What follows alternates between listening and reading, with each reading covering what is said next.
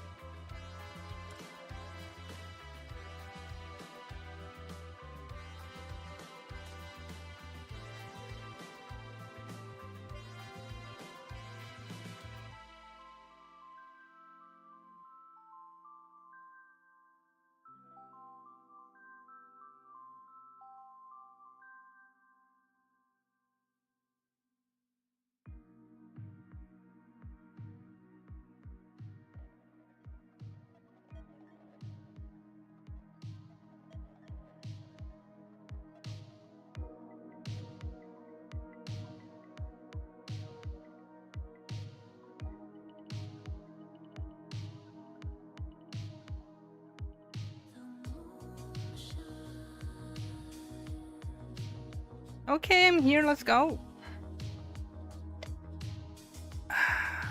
Path to Nowhere. The tower defense visual novel lesbian gacha game. And there's a new event, Verdant Promises. It ends like tomorrow, like the day after. But I haven't done any of it, so I thought that it would be a fun opportunity to just go through all of it at once. I am set. I have some wine.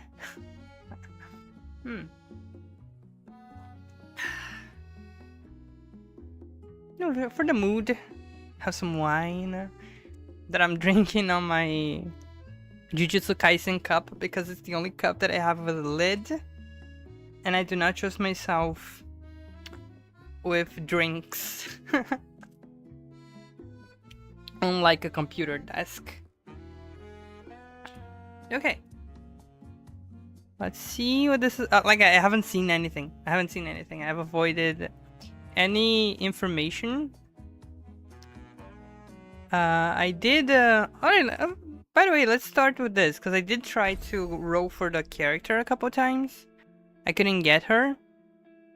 So. But I still have some gems, some cubes.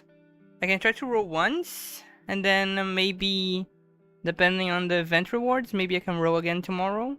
I don't know.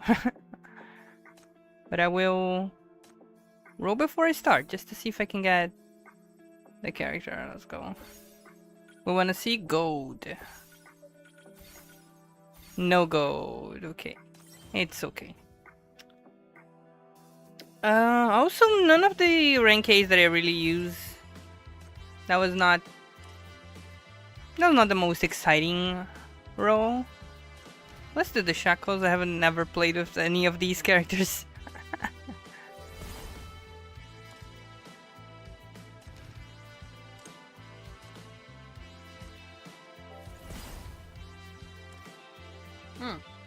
Oh, I got two of her. Yeah, can do two shackles.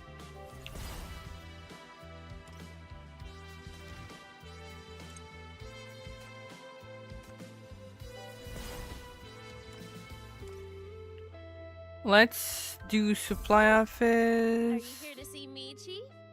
Feel free to take Let's the time to look at the exchange, new supplies, fragment, redeem.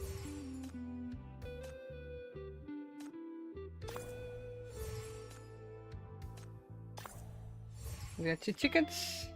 I want to always keep my arrest credits, my gold arrest credits over 250.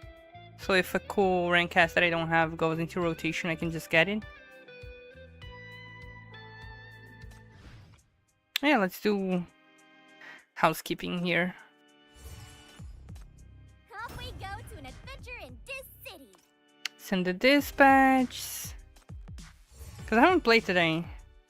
So like the daily stuff, usual mobile game, like little chores, I haven't done those. Send friendship. Well, let's collect production. Alright, these are not voiced, so I will voice them. Let's go, Coring. Corinne's waiting outside your office. Permit entry? Oh, no, some of those go by really fast. It's not smart to read those.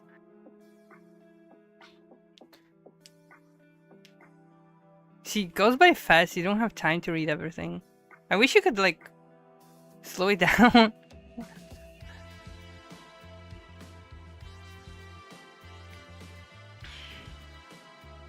So Corinne is...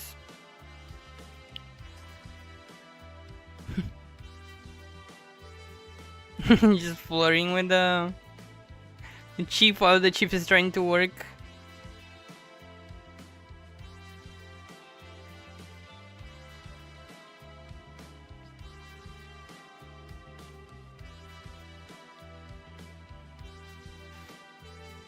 Oh, she stole stuff, so she was trying to distract the chief.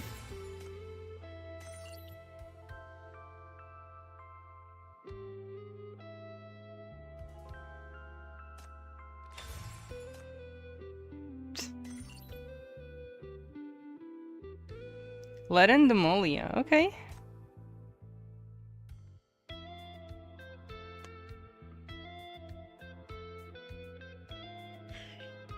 Oh, Demolia is giving pickled vegetables to Letta. That's cute.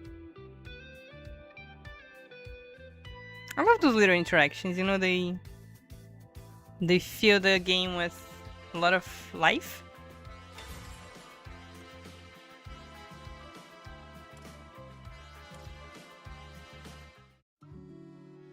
Well, let's do Verdant Promises.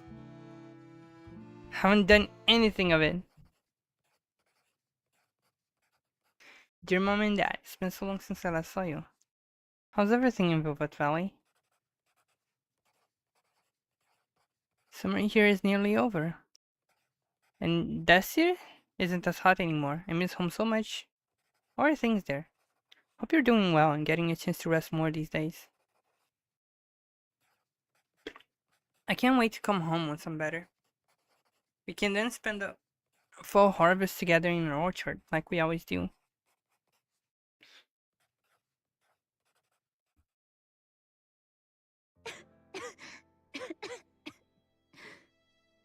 Alright, let's go. The voice pack is on. A cool night breeze wafts through the window, carrying the sweet, heady scent of the tulip flowers. The wind nearly snatches the letter off the desk before the ink dries. Sheila tightens her collar, a shivering running through her.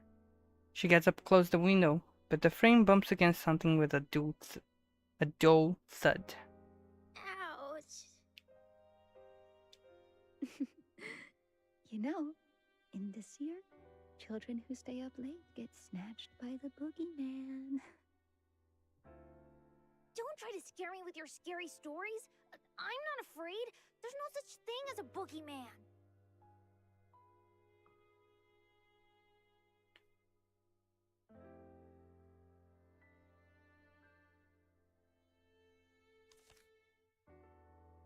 Leon can't read, but he spots his name written on it. A grin creeps onto his face. He knows it must be something nice. Why aren't you in bed yet? You've got to be up early to sell the papers tomorrow. I was just about to go back, but then I heard you coughing, so I came to check up on you. Hasn't Miss Vittoria Blue told you when you can go to this city yet?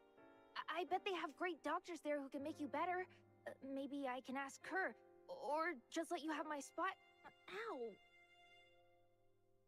Your spot? What does he mean? Before he can finish, Sheila gives him a light tap on his head. Don't be silly. A chance to go to this city with the merchant caravan is too precious to waste. You want to see your mother again, don't you? Oh. Spot Miss for Vittoria travel. Blue has already done so much for us. We should trust her plan and not make things harder for her. Okay. Once we're all in this city, we can figure things out then.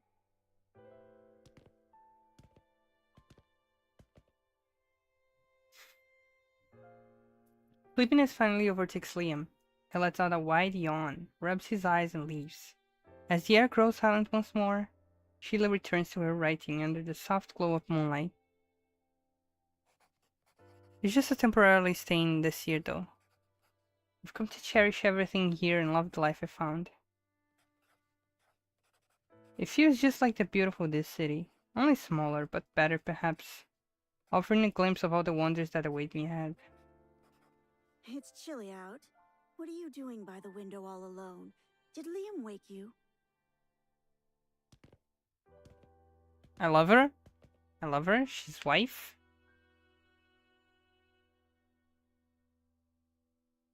No, he didn't wake me. Liam is a sweet boy. I just couldn't sleep, so I'm writing a letter to pass the time. Ah, good to hear. Well, I'm gonna go back then. You know, I'm so tired that I want to grab some beauty sleep the minute the sun goes down. If not for one, that idiot got plastered again and threw up all over the flower bed. Had to drag him back home. Such a shame about the Datura flower. It got completely ruined. I'll have to ask Primrose to help me replant one tomorrow. Where is she, by the way?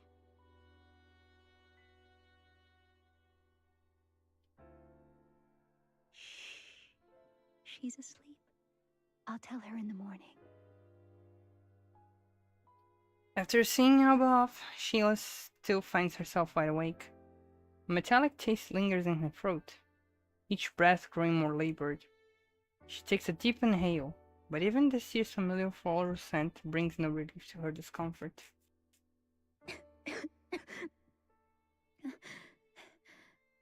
Oh, it's gonna have an evil twist, isn't it? I know this game. Right? I'm waiting for the evil twist. Miss Votor Blue's caravan will take us to the shore where hope awaits.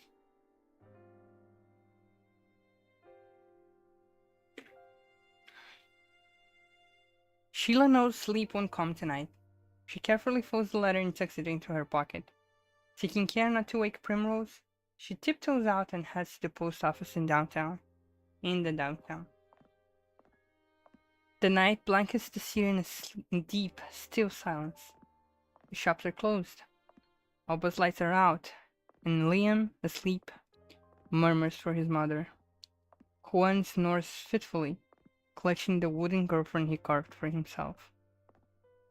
Sheila walks in the silver moonlight, savoring the tranquility, until some faint whispers suddenly shatter the distance. Leave. Now. Leave. Is someone else awake at this hour? The voice, though unrecognizable, feels disturbingly familiar. Sheila hesitates, then starts searching for its source. Stop dreaming.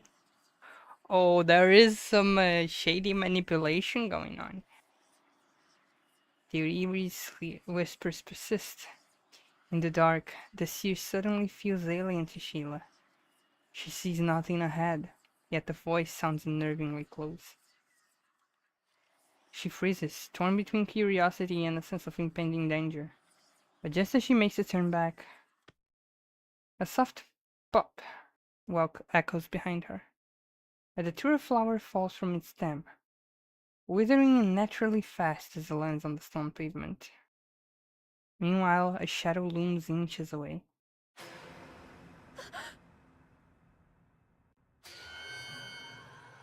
Before the girl can even react, the malevolent presence howls and lunges at her.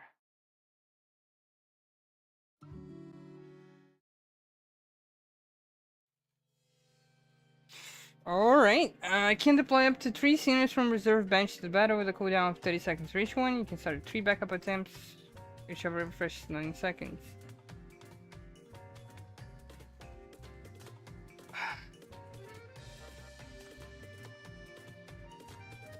Oh, so I can put people on the reserve bench.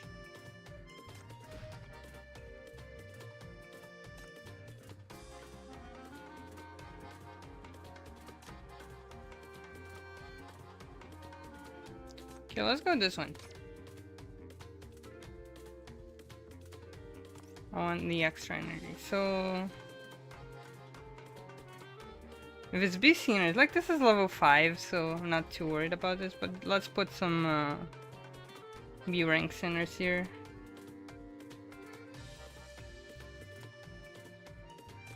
Alright, for the battlefield, just one pass. So let's Let do me be clear. Jane, If you insist on putting me on the battlefield, I can't be held responsible. for Ignis. anything they say. You don't have to worry here. I'm gonna pick like firepower. Let's have Shalom. I don't have much to contribute on the front line. Execution time. Just because I don't know, like I don't want to read these. These are not gonna be a problem, I'm sure. I'm just gonna have Wendy here. How come the dead can talk? Wait, they split here. I'm gonna put Wendy here. Oh wait, she can still hit both, I think. I'm gonna put it here, and let's put 99 here. I can feel my blood boiling.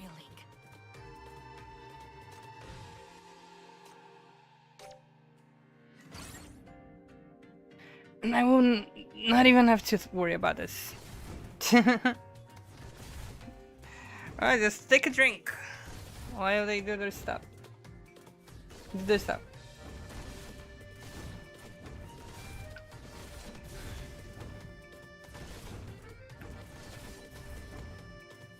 I don't think Shalon is even gonna hit those guys.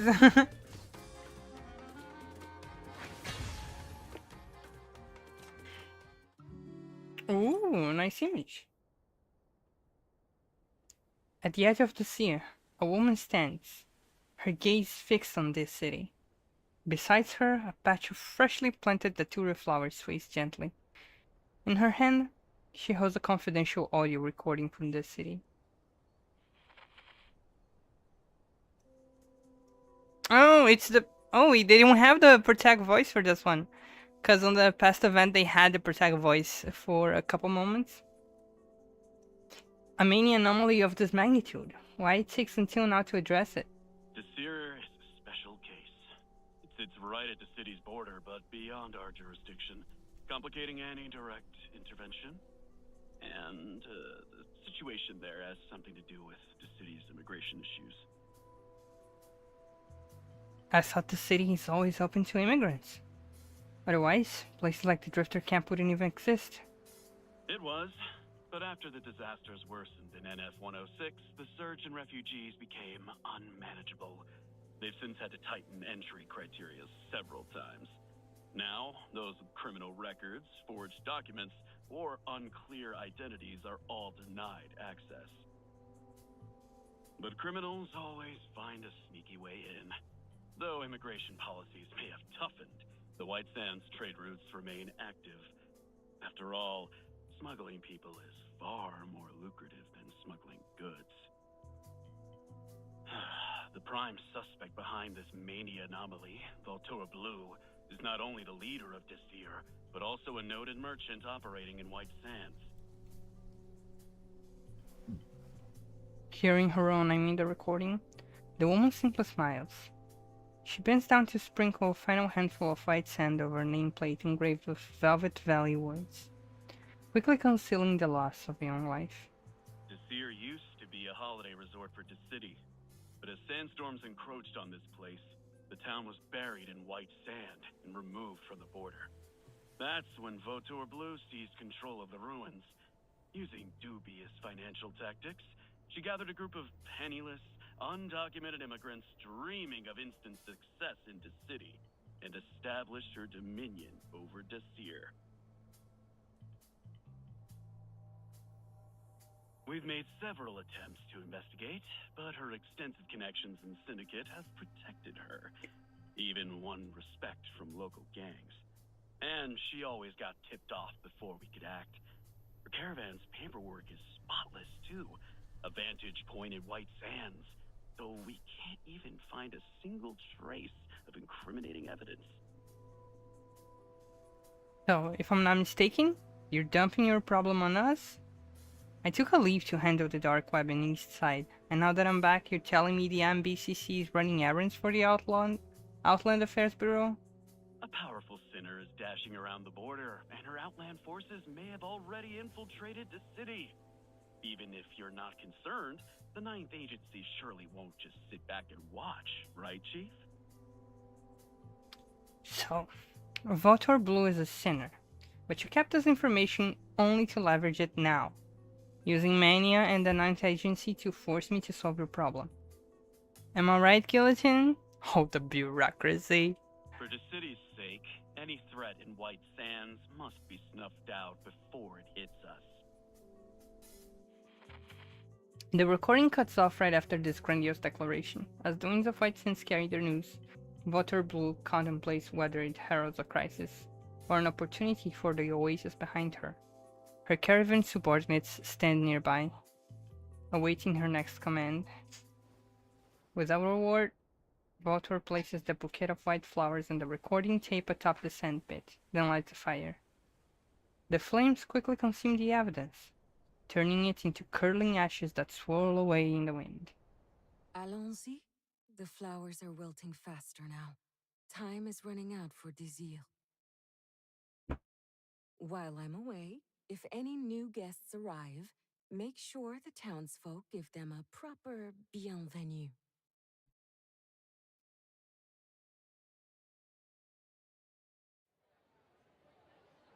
This year's Central Square buzzes with life. The enticing aroma of freshly baked bread wafts from a nearby bakery, filling the air with warmth. I wonder what Sheila's doing right now. Probably just waking up in some ultra plush bed, then getting a full checkup from one of this city's best doctors. Yeah, that must be it. I bet after that she'll write to each of us, just like she does to her family. You know, to let us know she's doing okay. Miss Votor Blue's caravan left for the city in the middle of the night. They didn't even have time to say goodbye to everyone. I bet Sheila's feeling pretty guilty right now, probably writing pages of apologies. Primrose said that she skillfully stacked the last loaf and tried to lift the bread basket, now piled high like a small mountain. Quick, Liam, give me a hand. I can't see anything but the bread. Before she can finish the sentence, a pair of steady hands grasps the other under the basket, helping to bear the load. The grip is too firm to be Liam's. Primrose is just about to say thanks, but as she peeks around the mountain of bread, she finds herself face to face with a complete stranger. Oh, it's the chief! Excuse me. Miss, am I in this here? The chief! Alright, so we have observed the balcony. Oh, this is like... Alright.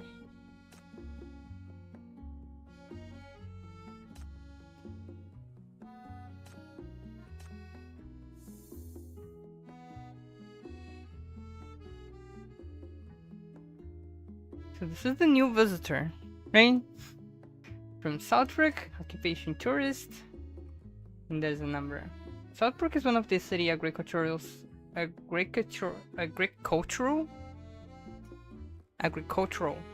satellite towns, densely populated and known as a veritable melting pot. Many residents travel to this city for trading throughout the year, and the town regularly sees outlanders pass through. The documentation for this false identity was thoroughly prepared. It shouldn't draw much attention. Désir is located near the main route from Southbrook to this city. Obtaining a tourist passport first, then infiltrating this city through Désir is the logical approach. The Outland Affairs Bureau specifically issued this travel visa for the undercover operation. Although the name, date of birth, and place of birth are fabricated, the visa itself is technically genuine. Genuine. Genuine? As it was produced by an official department. Alright, I'm the new visitor. That's my name. You've managed to infiltrate the town under an alias. After a small tour around the town, you've put up a room with a view. A room with a view. Huh? A newcomer? The city is an idyllic town alive with greenery and winding paths. Neat brick houses line the streets, each with cozy gardens, lounge chairs, and teapot-topped tables. This is a place meant for leisurely tea sipping. Yet, at this moment, every townsfolk gaze is fixed on the new visitor. Whoa, look at your coat. It's barely holding together. Must have been a rough journey, huh? You didn't come with the caravan, did you? Finding this place on your own is no small feat. Those desert bandits and monsters out there aren't exactly welcoming to travelers. It wasn't too bad. I got lucky and didn't run into any real trouble. Hey now, what's with the grilling? You're almost like those trigger-happy the city bodyguards. Help our guests sit down, shall we? Look, we don't stand in ceremony here in the city. Make yourself at home. Right there's the diner and bakery. And a bit further down you'll find the general store and post office. Oh, and over there... Hey Selena, I just started! And I have some wine. So, you know, it fits the vibe. I'm drinking some wine. And learning the story about this quite a little town. Quaint. Quaint is the word I want. Quaint little town. Before you even catch your breath, the townsfolk crowd around you. Curious but welcoming. Welcome. Yes, you are in Desir. I'm Liam, and this is Primrose.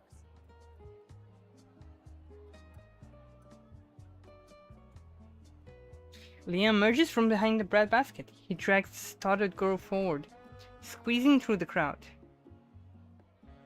The mellow sunlight filters through the square, mingling with the sweet scent of datura blossoms and the cheerful chatter of the townspeople.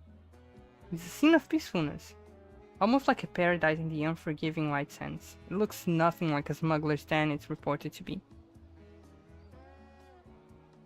It's hard to believe this place was once an abandoned holiday resort buried in sandstorms for years.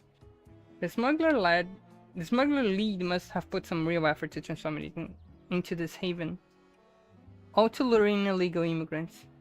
Perhaps this warm welcome is just another carefully crafted illusion. Even stranger is the absence of severe contamination the Outland Affairs Bureau warned you about. All you see here are simple folks living in a perfect town. Ah, it's still perfect, that's the twist. You adopt an unassuming demeanor, graciously responding to the townsfolk greetings.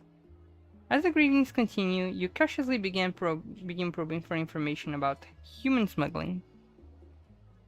How do I get to this city? You see, I've just got here and I have no idea how to get to this city. It'd be grateful if anyone could offer some tips.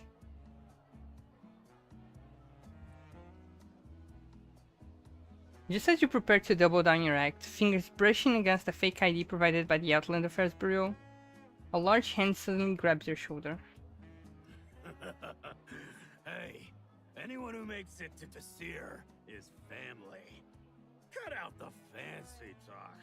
You're only the second one, besides me, of course, to cross the white sands alone to get here. You got guts, kid. We ought to throw you a damn welcome party for that. Okay, friend. You're just looking for an excuse to get drunk. You're headed to this city too? That's a great place. Well, of course, Desir is a nice place too. To your surprise, no one seems to shy away from talking about the city. The townsfolk carry on with cheerful banter, discussing going to this city as casually as the weather. Your earlier caution seems out of place. Is this really the notorious illegal immigrant hub that's been giving the Outland Affairs Bureau such headache? As you're grappling with this, a chime of a bicycle bell snaps you back to the moment. Don't mind them. They just love any excuse for a get-together. You're looking for Yeah, Miss the art is Couture Blue, beautiful. right? I'm afraid she just left with her caravan, but if you don't mind, I'd be happy to show you around. Show me around. Oh, please just call Oh, me she back. showed me her I think you were bedroom. asking Primrose for directions earlier. Sorry, but her best friend Sheila left for this city with the caravan just a few days ago, so she's been a bit down. Please excuse her. No worries, I understand completely. Besides, everyone here has been incredibly welcoming. Almost filled with local treats offered by the townsfolk, you follow Dove into what appears to be an ordinary house. I'm sorry you didn't arrive at the best time. The caravan just left on urgent business, and Alba's busy preparing for a performance today, so I'll be your makeshift landlady for now. As for your questions about getting to this city, I'm afraid we'll have to wait till our hostess comes back.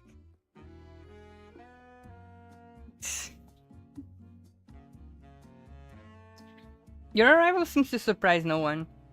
Dove simply nods to a man basking downstairs as she leads you up. There's no request for identification or exchange of keys. She guides you upstairs casually. This room is yours now. Please feel free to use it during your stay in this year.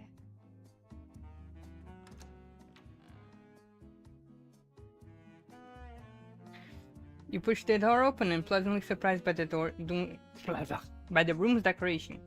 It's clean and tidy, with windows on two sides. Sunlight filters through the lush branches outside, bathing the space with a warm, inviting glow. Here's the bedding, washing tools, even some fresh datura flowers. Yes, perfect. If you need anything else, just call out the window. As you've seen, folks here are nosy but helpful. We're fortunate in this year. Thanks to Miss Couture Blue and her caravan, we never have to worry about the living basics. Not having to worry about food or water in the middle of White Sands? Sounds almost too good to be true. Noticing your doubting look, Dove's smile softens as she gently sets your luggage beside the bed. If you're worried about money, please don't be. Miss Couture Blue will include your living expenses here in Desir as part of your fare to the city, all at a very fair price. If you're really that hard up, you can take up some gigs at the bakery, diner, or this inn. That way, you can save up enough money for your trip. Or, if you'd like, you could also do a mail carrier job like me. Dove's eyes brighten as she pats her messenger bag with pride. So, Miss Couture Blue offers job opportunities as well? Of course. Miss Couture Blue knows how grueling the journey across White Sands can be. She's made this place a safe haven for all travelers. Cheap food and lodging, no worries about basic necessities, and even job opportunities. It's exactly the ads you found on the dark web and across White Sands. It's almost like charity. If a free lunch like this were real, why would you have to be pulling all-nighters at the Burrow? Noticing your silence, Dove leans in closer, her tone softer. Desir is a strange place, isn't it? Nobody asks where you're from. Nobody questions your intentions. They just let you stay, just like that. Her voice suddenly drops low, barely audible. The brim of her hat casts a shadow over her face, and a nearly silence fills over the room. Is there a flaw in your disguise? But before you can react, Dove lifts her head, her smile returning, warm and genuine. That's right. This is exactly what this year is all about. People Not shady each other's at past. all. It's the future that matters. Everyone here shares the same dream, and now you're part of it. Dove walks to the window and pushes it open, letting in a rush of fresh air, a floral fragrance that makes the gauze curtains flutter. We'll all make it to this city and live out our dreams. Following her gaze, you take in the scene below. This miniature society is bustling among the greenery. The bakery is filling the air with a rich, enticing aroma. Bathed in sunlight, the town appears even cozier than before. I'll be on the go. If you have any more questions, you can wait for your neighbor across the way. She'll help you. My neighbor? Yes, you're quite lucky. Living right across from Miss Voiture Blue, this room has the best view and the most convenient location. That is to say, it's the closest you can get to a brighter morrow. Dove leaves. You watch from the window as she walks away. Downstairs, an elderly woman is basking in the sun with her dog. As Dove passes by, she pauses to gently pat the dog's head before continuing on her way. Yeah, sure. Live out our dreams, huh? The Seer offers a quality of life that most syndicants wouldn't dare to dream of. No gang shootouts, no corrupt weapons, even no struggles for basic survival. What an illusion the smuggler has created about the city that makes the immigrants here yearn for that distant land. Still, you can't shake the feeling that this entire town might be just an elaborate show. As you mull over the clothes at hand, you remain on high alert. Against the picturesque surroundings, you begin thoroughly inspecting your lodgings. You find no listening devices or traces of mania in the room. It's just an ordinary inn, and the townspeople have accepted your presence without any question. The identity-concealing props in your luggage, provided by the Outland Affairs Bureau, seem almost unnecessary. A gentle breeze rustles the leaves outside your window, carrying with it the soothing sounds of a daily life. For a fleeting moment, you almost forget that you're here on a mission, not a vacation. Well, I guess I have no choice but to wait for her to come back. You turn your gaze beyond the window. The tightly drawn blinds across the way silently announce Vautour's Blue's absence from her apartment. Nightingale. Notify the Outland Affairs Bureau that I've arrived in the Seer and successfully settled in as a new visitor. Vautour Blue, the smuggler as they identified, is within my surveillance range, but she seems out of town for now. Being this close to the target poses a risk of exposure. As a precaution, I'll initiate all future communications. Tell the FAC to stand by until further notice. I haven't found out much regarding the severe contamination yet, but there is one peculiarity worth noting.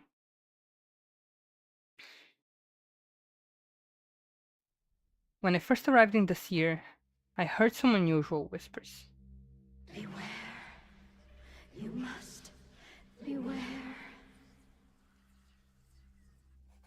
While the Seer bustles with excitement for the newcomer, an unfinished letter lies unnoticed in a shadowy corner. On it, the neat handwriting trails off into 2 hurried scrawled lines, the last words of a solitary soul whose hope has run dry. Well,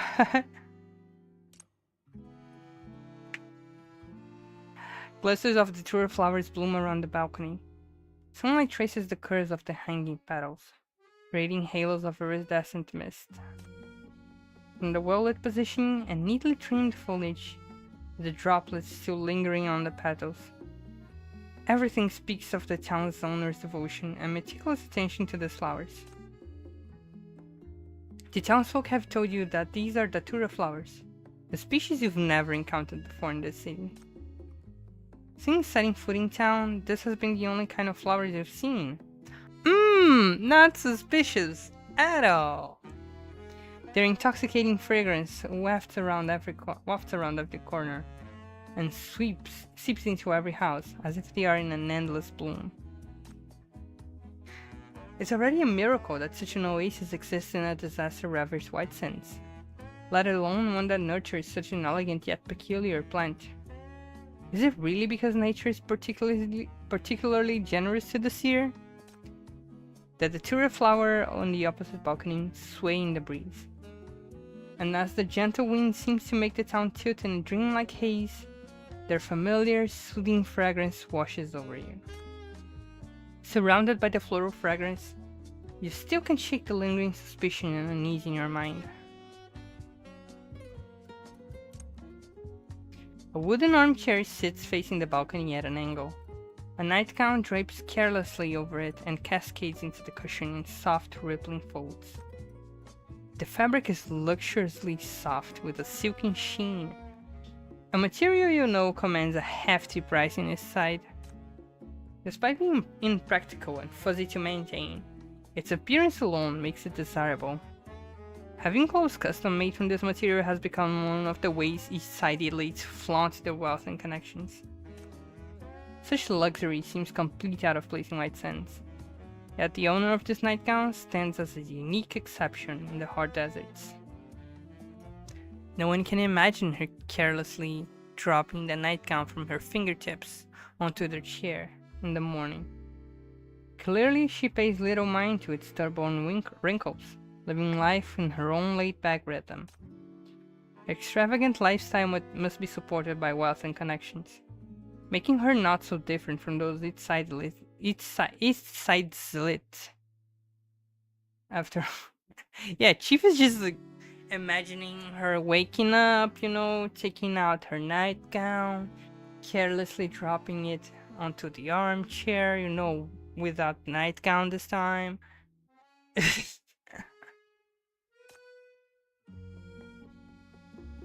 just investigation things. On a low round table sits a plate holding a dainty piece of cake, its rich syrup catching the light with appetizing glints of golden amber. The cake has been perfectly preserved, its decorative cream unmarred by the temperature, exactly the kind you see displayed in the windows of East Side's finest patisseries. You can even imagine its delivery cost from this city to White Sands, a place where even basic sustenance is not guaranteed.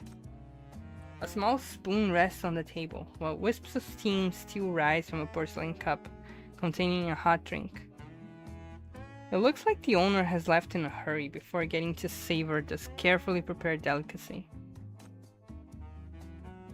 Looking at the things left on the table, you figure she must be returning soon.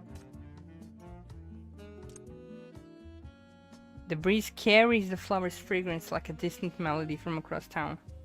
Yet, hidden in this pleasant harmony, a discordant note sticks out like a sore thumb. Barely audible whispers beat against your eardrums, sorrowful and restless. They're growing clearer, yet the words remain incomprehensible. The sounds ebb and flow, drawing your attention until they finally fade away toward the heart of town. She can still hear the whispers, and they say, gay, gay, homosexual, gay.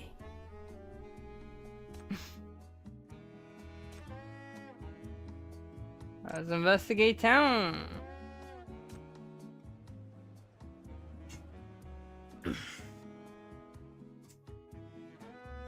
As you follow those ethereal whispers through this unfamiliar town, your attention is drawn to the animated calls of a paperboy along the way.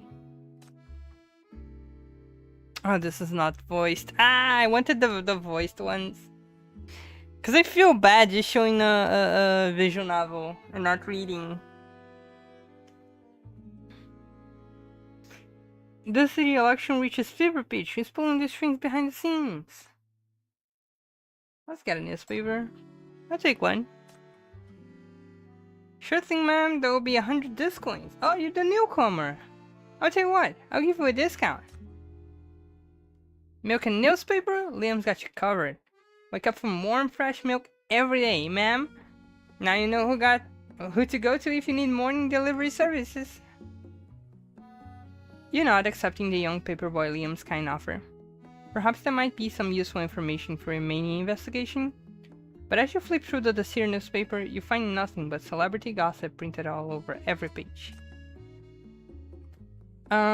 This is supposed to be the city's latest news? It looks more like a celebrity gossip tabloid, and the news is 2 days old. Your tone grows increasingly skeptical. These city idols aren't all that special anyway. My mom is way prettier than any of them. Of course, every child sees their mother as the most beautiful person in the world. Of course she is. Leon seems pleased with the response, proudly rubbing his nose with his ink-stained hand. Suddenly he appears to realize something and lets out a long no, I don't just mean beautiful in a biased way. She's actually beautiful. You think I'm making this up, don't you? But I'm not. My mom is really beautiful. I'll show you her photo next time. Photo? Yeah, my mom's in this city, so I can only show you her photo, but she writes to me.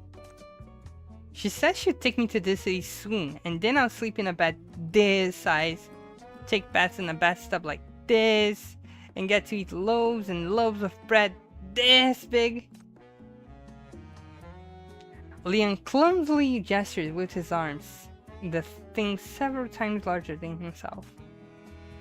I've saved up money to buy a whole lot of gifts for my mom. When I see her, I'm definitely going to give her a huge hug, just like this. The paperboy blinks excitedly as he spreads his arms wide enough to embrace all of his dreams about this city. Then suddenly self-conscious, he drops his arms and scratches his head sheepishly. Sorry, I got a bit carried away. Oh, someone wants a newspaper over there. I better go. The paperboy takes her money, carefully counts it, and then runs off while cheerfully waving goodbye. I must show you my mom's photo next time. Your jaw will drop at how pretty she is. Just you wait. Oh my god, this boy is not seeing his mom again, is he?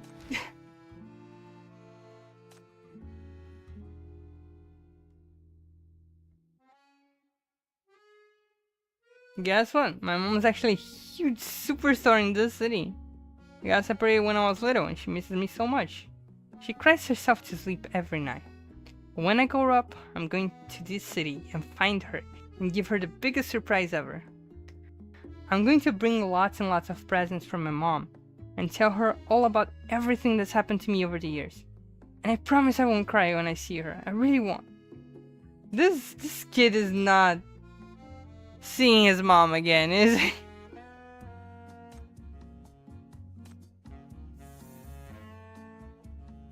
Sometimes hope can blind us. Ah, poor boy. The city is marked as his birthplace in documents.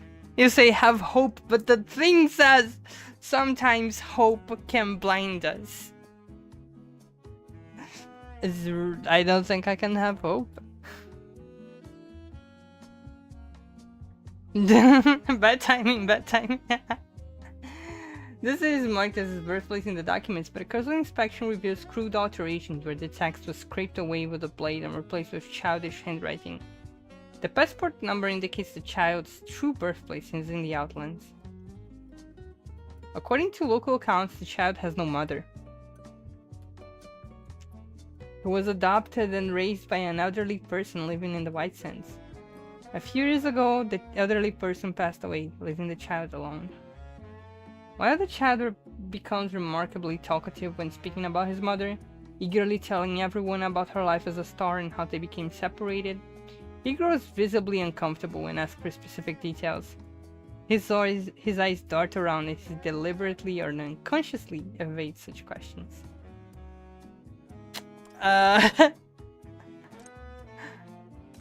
Not the best sign, I think. The street is packed with people. As you're carried along by the crowd, you accidentally kick a glass bottle that suddenly rolls into your path. That wakes a sleeping townsman in ragged clothes in the corner. He sprawls on the ground, cursing loudly while grabbing your clothes to stop you from leaving. Are you blind? You just ruined my sweet dream! Sorry, I'll leave you alone right away. You knocked over my precious drink and tried to run! Oh, it is you! Oh, me! Help me up, I wanna go to bed. Without warning, the drunk man grabs your arm. The sullen weight nearly throws you off balance, making you stagger sideways.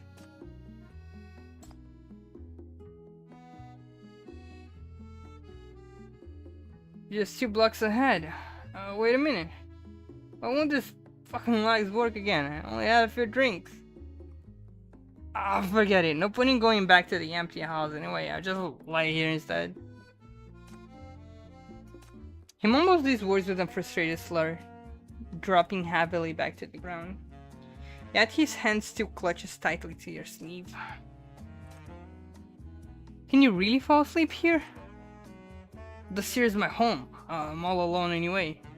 Who gives a damn where I sleep and what I do? I just sleep all day, grab some fresh bread when I'm hungry, then head to Alba's Tavern when I feel like a drink. Life couldn't be better. The Diner's Kitchen got the best this city brew.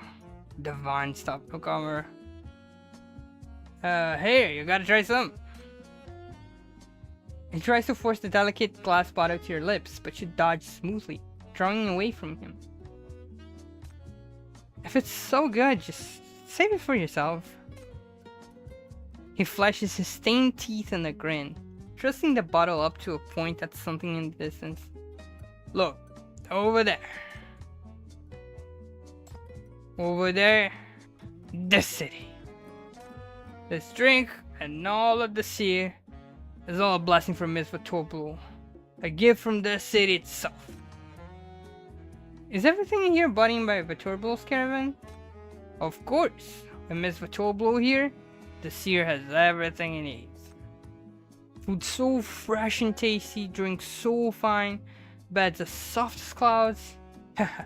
Once I make it there, I'll have all these luxuries, all mine for the taking. As he speaks, he pats his worn, fraying belt emphatically, and you notice an exquisitely crafted dagger tied to it. Oh, John, I'll make sure to show you around too. Promised you before you kick the bucket, didn't I? Oh, John? Just some old geezer. He shoved his dagger into my hands before he died. He found me out there in White Sands. I barely learned how to pilot his son's ship when the sickness took him. Poor bastard never got to enjoy a single good day in his life. Now it's my turn. Everyone who hustles in White Sands ends up like this. The surge of emotions triggers a violent coughing fit, making his words an increasingly garbled. Finally, his face turns deathly pale as his body crumples to the ground, his consciousness clouding. Before leaving, you catch a glimpse of his passport peeking out of his clothes. His name is Juan. I don't know if we know the chief's ages because they say in the introduction that like her passport is falsified. That like the birthplace and date are fake. So we know her fake age.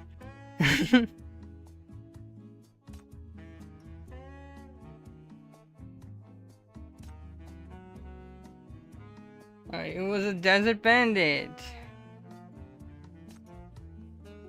Why am I going to this city? To retire somewhere nice, of course. I hear the city's swimming in money. People can just lie around at home doing nothing while cash keeps pouring into their accounts. Sure, I used to be a desert bandit, but once I clean up my record, I'll become your average city citizen.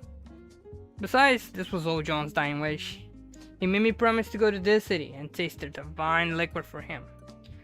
Damn it, if it weren't for those bastards in the mobile fortress, John wouldn't have died so young. Remember this, if you're an outlander, stay far away from the fortress in White Sands.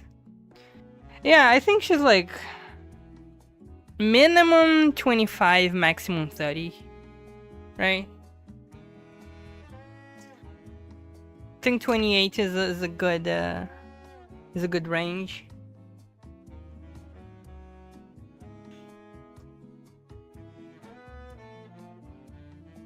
If the permit is correct, she's 23 to 24. The permit is not correct. We know that. But she feels like later 20s instead of early 20s. Right?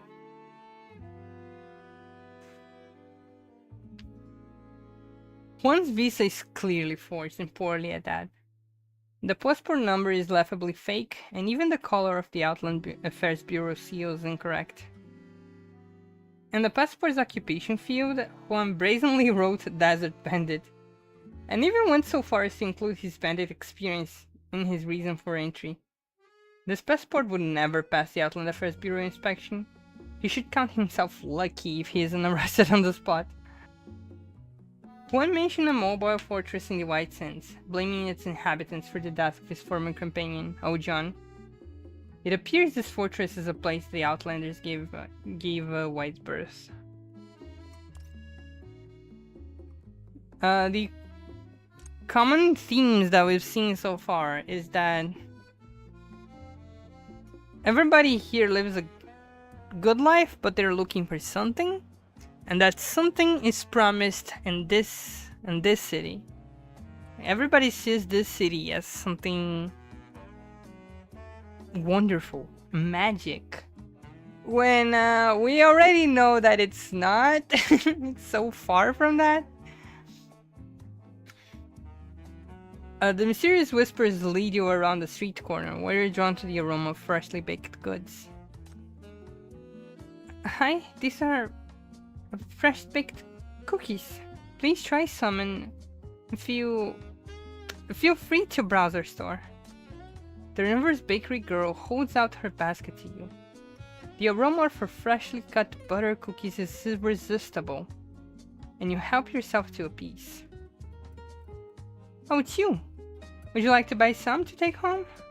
No, I didn't mean to pressure you. There are old people from the interior looking at São Paulo. Yes. Oh my god. Oh my god, yes. People from smaller towns talking about São Paulo. Oh, when I go to São Paulo, there will be so many riches and opportunities, and it's like, really? Like, I'm putting this on YouTube, so it's gonna be on record. But I have a cousin. He and his girlfriend, they are from here, and they are living in São Paulo. And they were talking about how much they like it there. And I honestly don't get it. I don't see it. If you're watching this on the VOD, you're from São Paulo, and you love it, good for you. Like, I'm not even like, I don't know. It's just my own experiences with the city are so different. Like, given they are very limited. But I have a hard time, you know, believing in.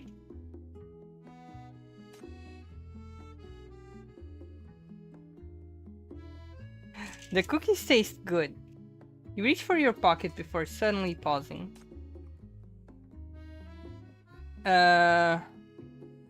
Should I stay in character and act poor? Should I just pay? I think they don't care. I'll just pay. Thank you for your patronage. This is my first time running a stall. So here's a little something for you. Yeah, like, would I not pay the little girl? She nervously slips a paper bag into your hands, her movements quick and shy. Gracias a Dios, soy minera. Graças a Dios, soy cearense. Just someone used bread crust for my boss sandwiches. I didn't do that girl's voice. I tried to make them tasty. You can have them. Tell me how they taste. Try them. You take a bite and immediately taste the rich cream and tangy jam, complemented by a perfectly crispy texture. This taste is just as good as the pastry sold in this city. Never had better bread crusts in my life. Oh, you're too kind. These are good enough to be sold in the store. I could never make any real money from them. You're too humble. Though I've never been to this city. No, I think the chief would sound like this, like, though I've never been to this city. I bet they don't have many bakers as good as you. Are you planning on opening your own bakery in this city? No, not really. I'm going to this city to make money. I hear there are many opportunities there. They say anyone who works hard can live a happy, comfortable life. São Paulo! Oh my god, that is all the São Paulo stories. Just imagine a beautiful house with a garden, a shiny luxury car, unlimited milk and bread on the table, a clean and well-lit private bathroom, and maybe, just maybe, I could have my own room. Nah, you're gonna have no electricity and smoky air.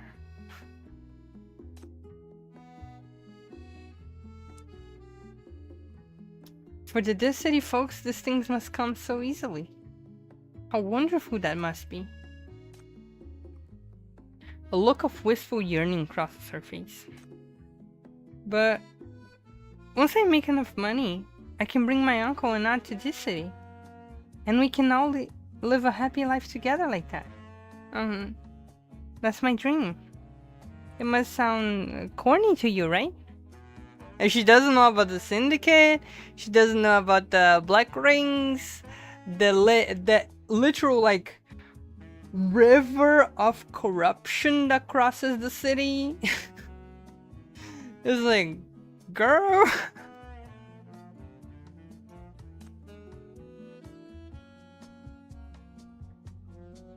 Not at all. Wanting a good life with your family is a beautiful dream. The girl gives a timid smile. Thank you. I'm Primrose, by the way. If you ever need anything, you can always find me at the bakery. I don't have much to offer, but there's always plenty of bread crusts. I want bread crusts. She doesn't have a passport. She's illegal. I was talking about the rust, but sure, the TAT as well. It also applies.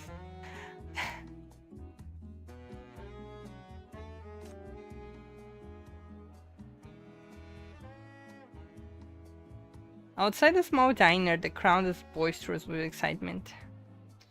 Encore! Alba, you're so beautiful! Playful calls like these are blocking your way. The enthusiastic dancer notices you standing outside the crowd and waves you over to a table. Looking up, you spot an old television mounted outside the diner, which is playing commercials filled with glamorous models. Alright, settle down. I'll give you one last dance. My sister's daughter should be arriving soon, and then I'm done with you lot. Go drink and have fun without me. Paying no mind to disappointed calls from the crowd, Alba confidently picks up her hand drum and begins singing and dancing by the street. After the applause and whistles die down, Alba emerges from the kitchen with a plate of freshly baked desserts and a bottled drink. She's so pretty, yes. Her face is warm as the treats she carries. She gives you a friendly, curious look. Look at her, she's so wife.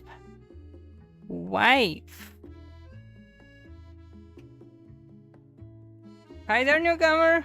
My, look at the delicate face. Where did you come from? She flirting.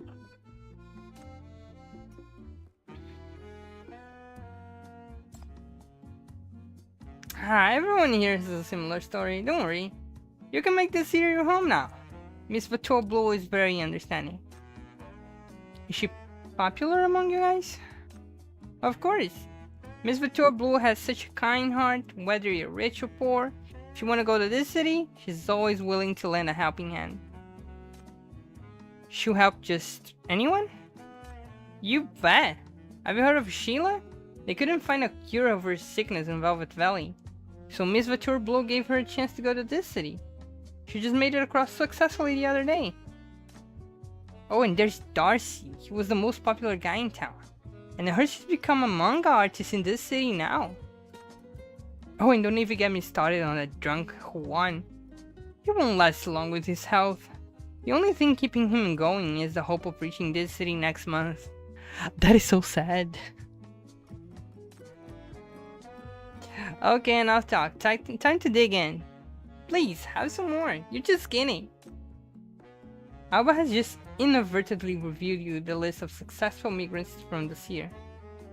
Meanwhile, you notice her gaze constantly falling on the snacks in front of you during your chat. You want some?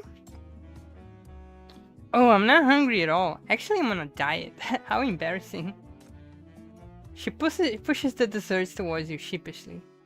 But when her eyes fall on them, her expression turns worried. I wonder how Shigley's doing now. She used to love these berry tarts too, but her illness left her with such a poor appetite.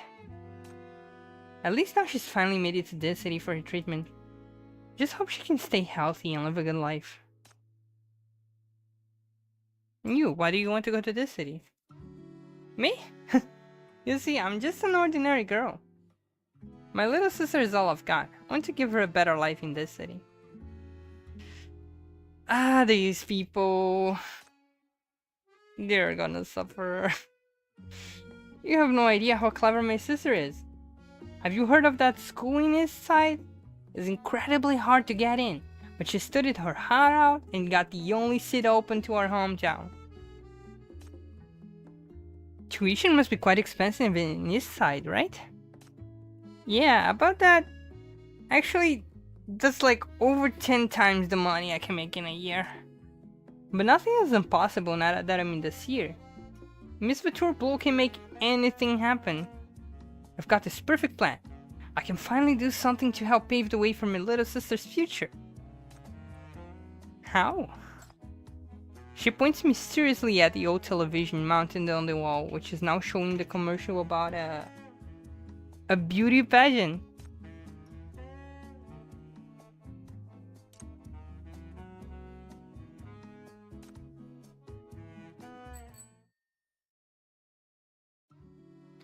A crisp noise grabs your attention. Instinctively, you shift your focus to the ringing sound, when a gentle, serene voice reaches your ears. It's not voiced? Ah! Miss Martina, are you home? I've got your letter. Yes, I hear you. I'm right here. Yes, mind your step now, slow down. No rush to get to the stairs. Oh, my dear doe, what luck you bring me. You're here so early, you must be exhausted. Come on in and rest for a beat, sweetheart.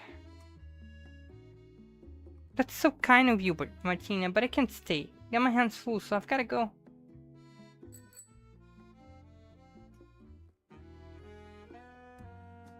Oh, Mr. Philippe, no need to come all the way here. Your letter just went out a few days ago. Just be patient, will you? Huh? So none of these letters are for me? Who are they for, then?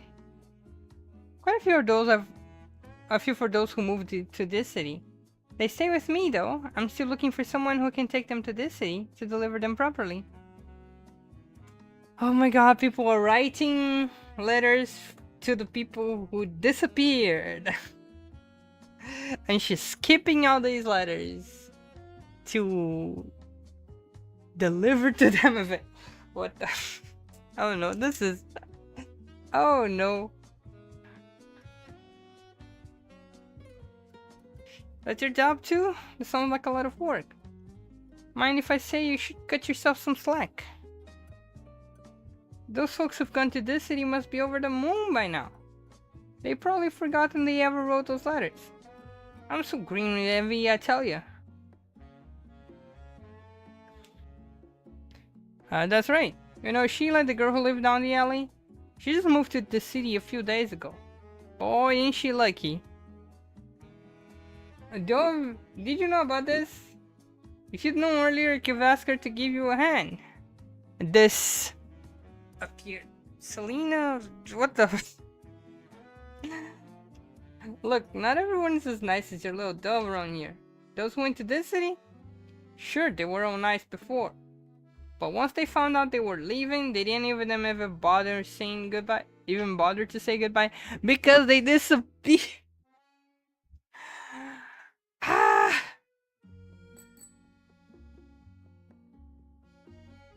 They didn't move away. They became ghosts that whisper and call you gay. Now, Mr. Fleet, let's be fair. We all forget things when we get excited. I'm sure they didn't mean it on purpose. Like all of them? Like none of them gave proper goodbyes? I'll keep an eye out for your daughter's message. You'll be the first to know if I receive any letters back. His daughter disappeared.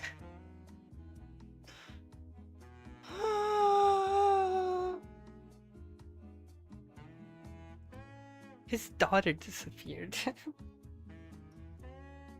He's checking the letters. He wants a letter for himself because he wants to hear from his daughter, who went to the city. She didn't. Folks who went to this city? Letters back? Your ears perk up at the ski words amid the seemingly casual chatter. Deliberately, you move closer towards the ringing sound, trying to follow the leads. As if the girl truly is a luck bringer, the ringing draws nearer. And soon you spot the source. An old-fashioned bicycle gliding down the lane. Perched on it is Dove. Dove, perched like a bird, carrying with her a mellow breeze. She greets every passerby with a warm smile. Her messenger bag sways at her side, offering glimpses of its pristine white interior. Dappled sunlight filters through the green canopy, casting a patchwork of light and shadow over her, like a steal from a timeless film. As you ponder how to broach the subject, Dove spots you first. Oh, if it isn't this year's new cast, have you settled in? Dove calls out warmly, clumsily stopping her bicycle with her foot, managing to halt just in front of you. Yes, all thanks to you. What are you... Can't you tell? I'm a messenger, just doing my daily rounds around. If you ever want to send a message, home letter or invitation, then just hit me up. Hey Sophie, I'm playing the visual novel, the Path to Nowhere event. And like, it's beautiful, visually beautiful, very cozy, but it's so shady. This is a small town that, like, everything in the town works because of this woman called Verdant Blue. And they say that Verdant Blue has this merchant caravan that goes to the big city, this city. And the thing is, our character is from this city. And this city is a huge city and it's a shit show. Like, there's every kind of crime and corruption and violence around there. But everyone in this little town, they have their dreams of this city. They all think of the wonderful things that happen in this city. And the character, the chief, is investigating to know what's going on. People are disappearing. That's my thing. Like, the people that they said, oh, this person went to the city and they didn't even say goodbye. No, they disappeared. Of course, many folks here in the city have ties in this city. That's why they came here in the first place. So they make sure they can keep in touch. I see. Looks like this place is really as good as they say. Though agreeing with her, you sound skeptical. Dove, somehow accustomed to such reaction, pulls out a few letters from her bag, holding them up as if she's done it many times before. I know what you're worried about, but this here is truly different. When we say we'll deliver your mail, we mean it. It's not an empty promise. See? These are all letters sending back. I'm delivering each one of them, straight into every recipient's hands. You fan out the letters she gave you, and see the different sets of handwriting and signatures on them. The carefully smoothed out creases and meticulously copied addresses lend credence to Dove's words. Has anyone who made it to this city right back to bring their families over? I've heard the Seer helps quite a few people move there. You must have seen letters like that, right? Not likely. More often than not, by the time I get such a letter, the recipient has already left for this city too. A few residents do write letters as soon as they know they're leaving, and ask me to send out later. It's not often that people write back from the city. That's such a good sign.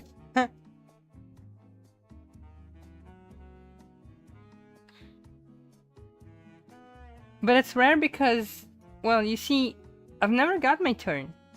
I can only dream of it, but from what I've heard, people are notified on such short notice that they barely have time to pack, let alone write. Because they disappear. They're not going to the city. They're disappearing. Odosa piques your interest. Clearly she knows more than the other residents here, and is more willing to share her insights. Just as you're about to press for more information, an urgent voice cuts from the distance, interrupting your chat. They're just busy. That's why yeah, it's just like the life in the big city, you know, you're always busy. Like sending a letter, sending a WhatsApp. They don't even send the WhatsApp. They just... I'm gonna put more wine in my cup. Wine. I don't know if I can finish the story because I'm drinking wine and I'm reading a lot. I'm gonna go slow. I'm probably getting drunk soon.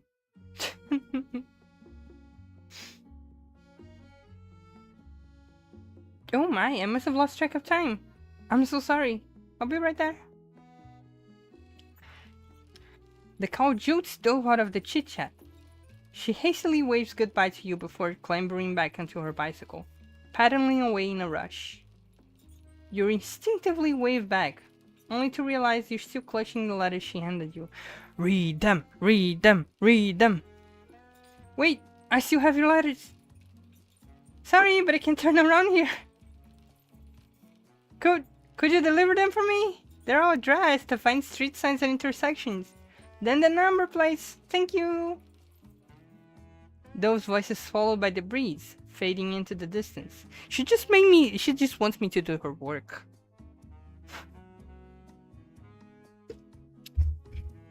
But I'm here on investigation duties. I can commit crimes.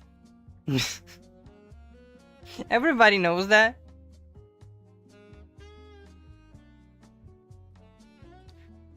Guess she literally has her hands full. Alright, I'll deliver them.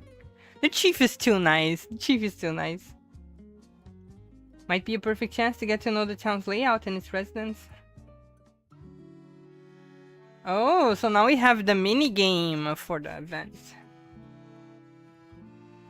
Looks like you need to help Dove deliver the letters to its recipients. This is your current location. The arrows indicate available paths and the required travel time. Tap the corresponding building to deliver the letter to that location. Oh, so I have 50 minutes? Oh, I see. Here shows the cost of time. Deliver all the mail within the time limit. Oh, I see. How many letters do I have? It's like just one for each? I can only come here, so I have 15 minutes.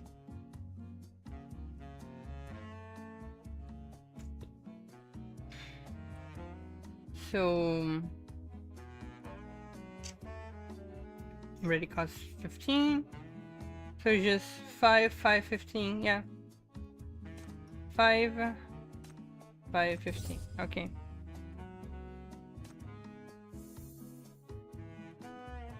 A new plant! That goes against the story. The story said that there was only the Tura flowers. What does this do? Nah, okay. I don't think I will use the reserve. The sunlit afternoon seems perfectly normal. Nothing seems to be amiss to the townspeople. Yet, suspicious whispers echo in your ears. Leave. Leave. Oh, now it's voiced. I was gonna say the suspicious whispers. Gay. Gay. Homosexual. Gay.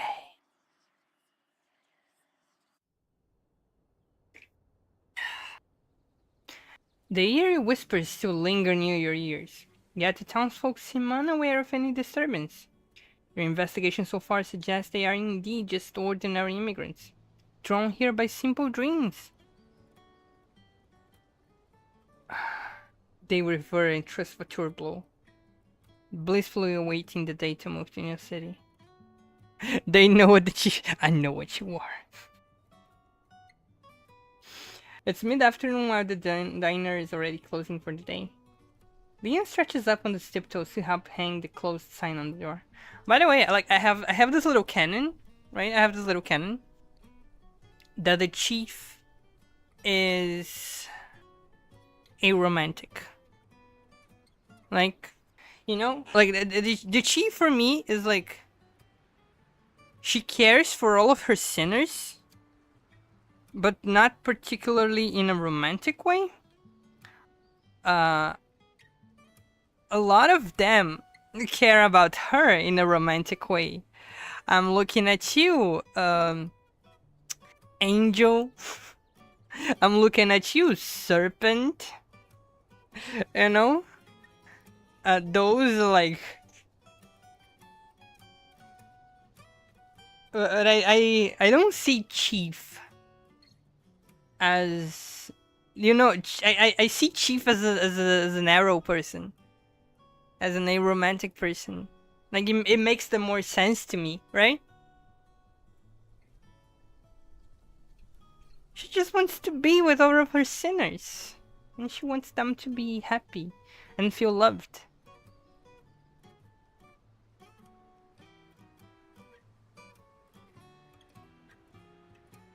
Time for a clock out shot. Alba, look over here. Snap, snap. I do think the chief is not Ace.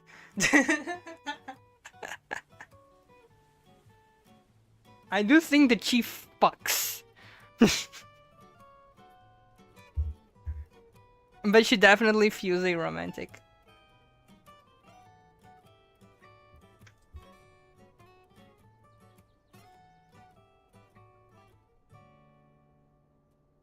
Though exhausted from the day's work, Alba musters the energy to humor Liam, striking a few poses for his toy camera.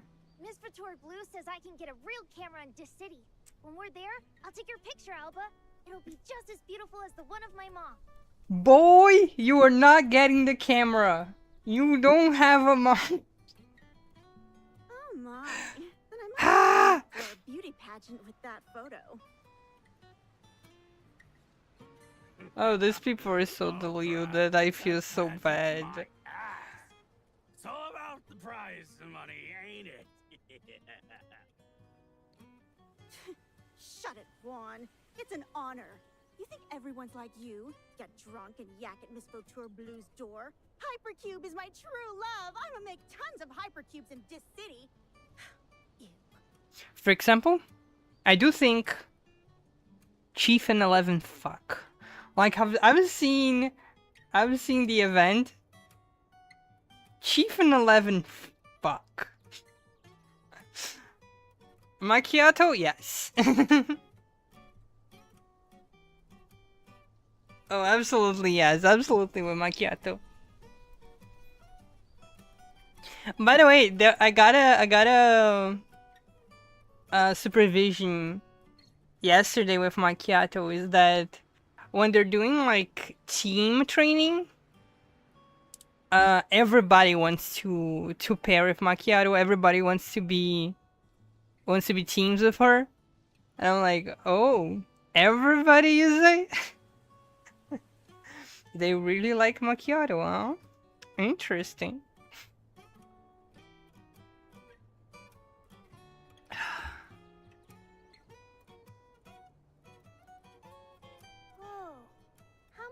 flowers can I buy with one hypercube? I'm not quite sure. But I guess you can buy a whole sack of bread with one hypercube. They don't even know how economics work. They're kids in a made-up town.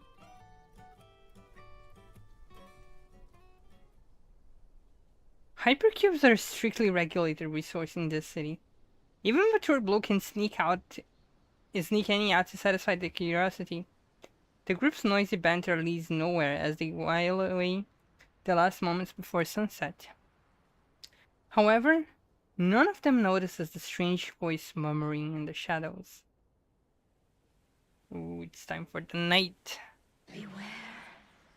You must beware.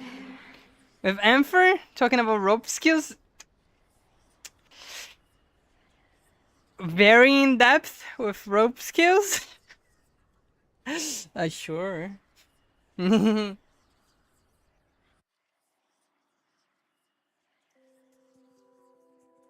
whisper creeps close and becomes more distinct. Glances around.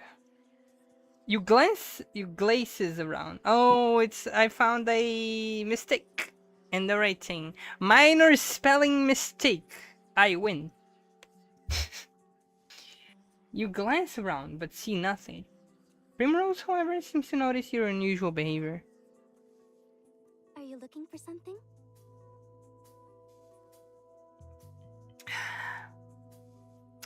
So, are you looking for something? I'm looking for some ass. Noise? Maybe Alba. Is it the sound of the caravan coming back?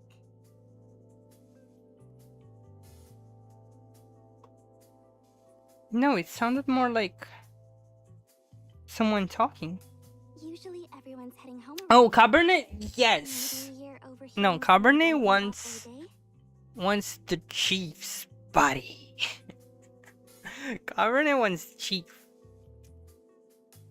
That's for sure. Like, and that's the thing. Like, I feel like for me, because of course the game doesn't say anything of this canonically, but for me, I can very easily picture the chief in sexual relationships, but I feel like romantic relationships are not really her thing, right? That's how it feels to me. Primrose turns back to say something, but the cloaked figure she was talking to is already gone. I am the cloaked figure. Must tell them. I'm going to. Following the whispers, you slip away from the crowds and head deeper into the town. Here, the ever-present tour flowers are surprisingly nowhere to be seen. The walls bear marks of the once lush vines, now only left with withered branches and sparse yellow leaves. It's as if an invisible barrier is blocking out the sunlight, casting only layer upon layer of oppressive shadows over everything. The whispers seem to creep close from all sides. Desir. Destroy. I destroy. The voices hover in the air, plucking at your nerves like unseen fingers. Yet the dark alley stretching ahead remains eerily empty. Who's there? Is there anything I can help you with? The moment the words leave your lips, the whisper ceases entirely. A complete silence engulfs the alley, thick and suffocating. Can you hear me? You take another cautious step forward. Only silence responds, save for the soft crunch of moss beneath your boots. You only catch faint sounds of Alba and the others in the distance as the town continues its leisure afternoon. Was it all in your head? You cast one last glance into the depths of the shadows. Seeing nothing, you make to leave. As the Tura flower withers and drops at your feet all of a sudden. At the same moment, an icy touch crawls up your shoulder. In the shadows, things slowly swells and flows, trying to envelop you within its mass. As the surrounding vegetation withers rapidly, the air grows heavy, filled again with elusive whispers. A silhouette gradually takes shape before you. There's no mistaking it. What follows is the familiar feeling of mania. Mania. Alright, I'm gonna go with my unbeatable strategy of just throw firepower.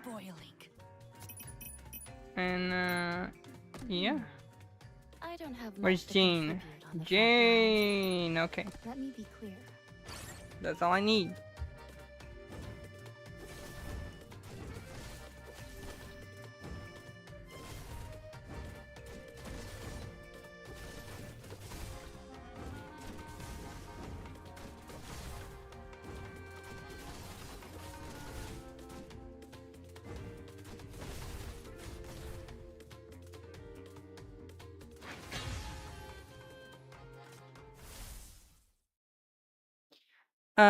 Near Jane was it was Wendy and Ignis. Wendy on the front, Ignis on the middle. I do have Rise and I have her leveled up, but I didn't put her on the team there. Rise is really good at core breaking.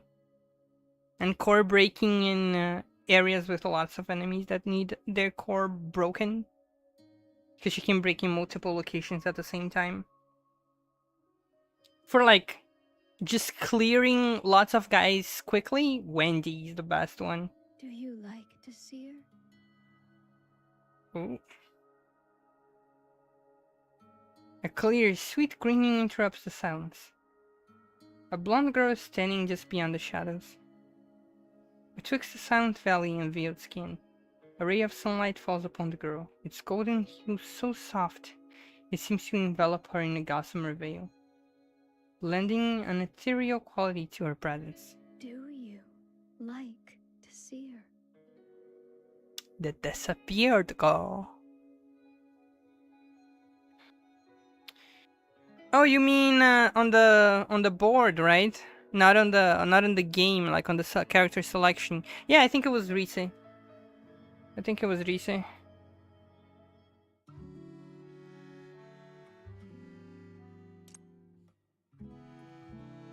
When I have the next battle, I'll pay attention to who's by her side, but probably Rise.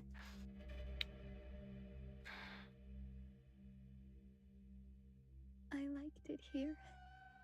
Seeing everyone here. Oh, let me show you in full, cause you can just All working together. look toward a there common as well, goal. but it's a good one. It is a good one. Her expression is gentle, her voice soft and her demeanor harmless. Yet her gaze directs towards some distance point behind you. You turn to look in the direction of her gaze, but see nothing unusual. The townsfolk in the square are still going about their day. Is she speaking to you? Her tone gives no indication, but there's no one else in the dark alley. Are you talking to me? The girl didn't answer. Instead, she smiles softly as she caresses the drooping flower stems. At her touch, another datura blossom withers and falls. We all believe Desir is our gateway to this city. Miss Vatour Blue says we're just a step away from the life of our dreams. You believe that too, don't you? The sweet floral scent and warm sunlight seems to dissolve, replaced by a thickening miasma of contamination. Your instincts sharpen. This girl is no ordinary local. Have you ever been to this city? The girl seems oblivious to your growing wariness, her tone unchanged, as if lost in a reverie. Only from what I've seen in the papers, I guess. Unfazed by your evasive answer, the girl continues, her tone insistent. What is it like in this city? Will the medicine be expensive there? Will the doctors there be impatient with me too? This is so sad! Will they shun me for my sickness? Like everyone back home? This is so sad. Her words grow erratic and her mood seems unstable. Is she seeking treatment in this city? You've heard a similar story from the townsfolk. Are you alright? Using the shackles, you would risk exposing your identity. So you approach her as gently as possible. But the girl suddenly recoils, shaking her head frantically as if terrified. No, stay back. My letter hasn't been sent yet. My parents still haven't heard from me. Her words and mind spiral into chaos. Yet what she says rings a bell. A name flashes in your mind. A name that shouldn't be here now in this year. Are you Sheila? The illusion before you freezes. As if struck by shock and fear, the girl begins convulsing violently. Dark tendrils of mania coil around her, ripping away the facade to reveal her true form. In a blink, the illusion turns into a monstrous figure twisted by manic obsession. The corruptor lunges at you with terrifying speed. Dutch. You react instantly, but the narrow alley leaves little room to maneuver, and your physical capabilities are definitely no match for the corruptor's inhuman speed. Bang! Your attempt to dodge fails. In a split second, you're slammed against the wall by crushing force. The monster hands clamp down, muffling your mouth and nose. The miasma of mania invades your lungs. Hey, Shindio! We're probably gonna do an all-nighter, so look here for a while. You're welcome. I'm playing Path to Nowhere. I'm playing the Verdant Promises story event. So this is basically a visual novel with occasional tower defense sections between them. Oh yeah, like Chief is very weak physically. And this is something that I really appreciate about Chief as a protagonist. Is like she has this very incredible and unique power in the shackles, but one, the shackles are not very good for one-to-one combat, and two, she's small and thin. This is Yuri Cyberpunk? This is Yuri Cyberpunk. Yes. The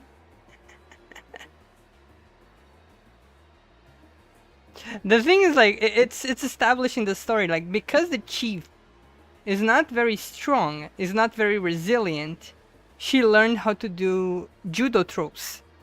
So she can throw the opponent with their weight. That's the only way that she can fight hand to hand. I even have like the little sticker. I can send you like in the Path to Nowhere stickers. The first one is the chief judo throwing someone.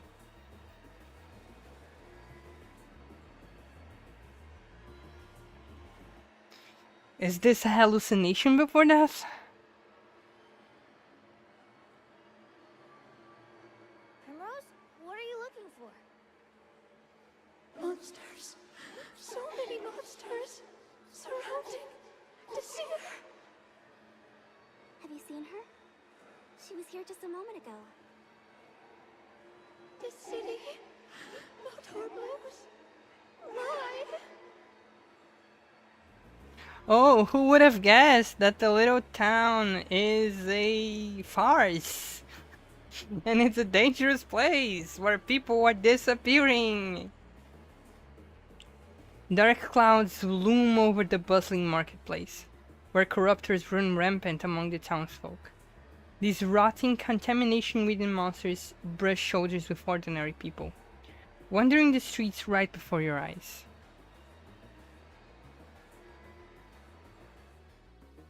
Lie? What turned Shayla into that? Numerous questions flood your mind while the prolonged suffocation drowns your strength. Your fading consciousness clings to a single instinctive thought. No matter what, can't let mania harm the innocent townsfolk. Crimson spikes of light begin forming in your palm, but just then, you hear a faint tapping sound drawing near. Tap, tap, tap. It's footsteps in high heels. What are you waiting for?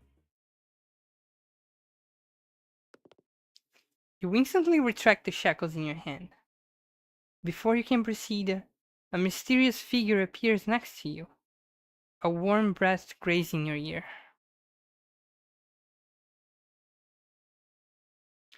Your mind, clouded by suffocation, snaps to sudden clarity. Before you can turn to look, a soft touch encircles your wrist. Then a gentle yet firm grip pulls you backward.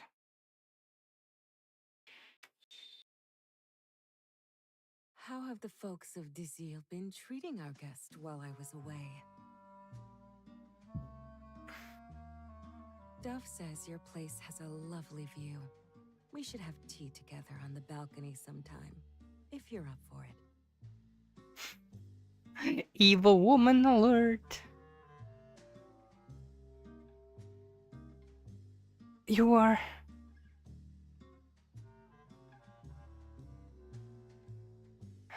The woman effortlessly resolves the impending threat. Before you can utter her name, the wand in her hand and the formidable power she demonstrated her identity. Here's a little free tip. Oh, this game is very As a gay. newcomer, it's best not to wander around alone. Wouldn't you agree, my new neighbor?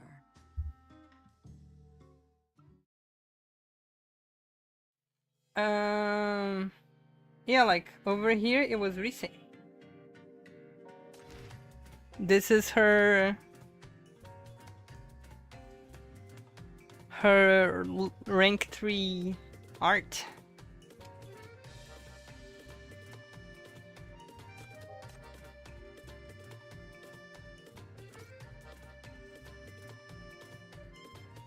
Okay, I want Jane in the middle. Let me be clear. If you insist Where's on putting Ignis? me on the battlefield, I can't be held responsible. Oh, I for want anything to level you up do. Ignis. You don't have to worry here. Yeah, it's a tower defense game. Oh, there's someone in the back. Only 2? Sure, let's have a Reese over there. Nice. Yeah, it's a tower defense game. Like, the event missions are made for lower levels, so my characters are just gonna blow it away, but I have, like, the character ability that I can choose. And my own characters have abilities on cooldowns. Like Reese, she can do this. That's all you got? Let me put another one here. That's all you got?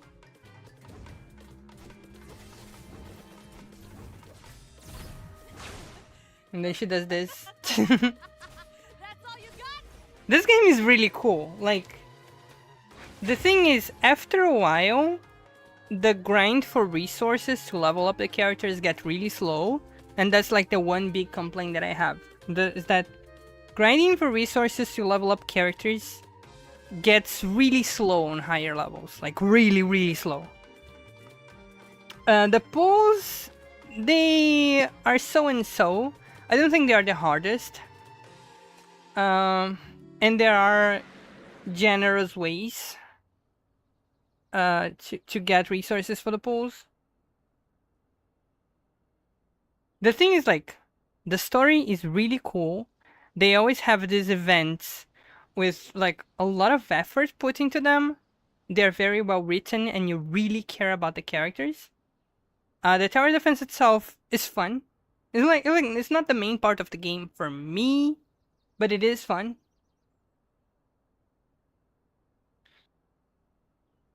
For me, it's like the visual novel. Yeah, like the pulls are not too bad, but the leveling is so slow on higher levels. It's so slow. It's like I haven't progressed much on the main story because I'm kind of stuck on some fights that are really hard for my current characters.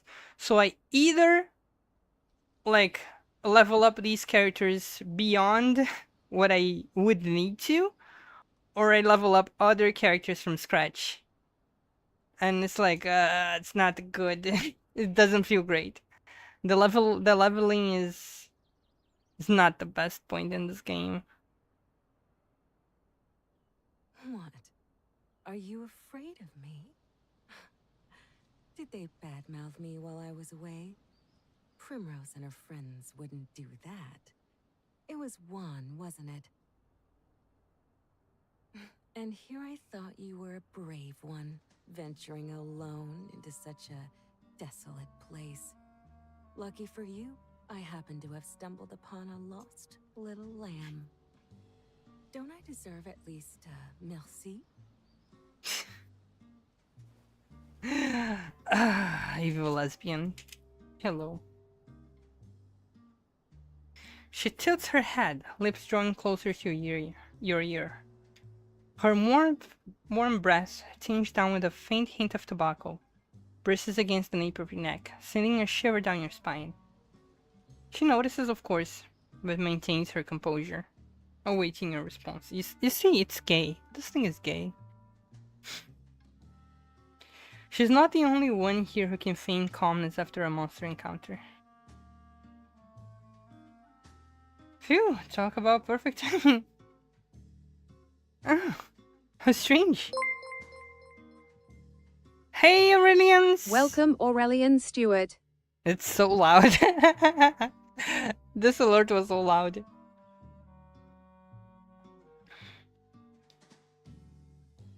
I haven't gotten a Vautour. I don't know if I can.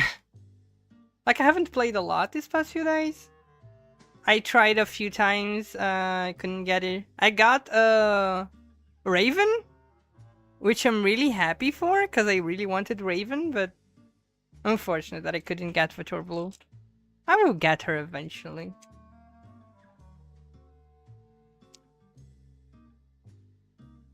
You put on a meek, confused look and try to pull your hand free.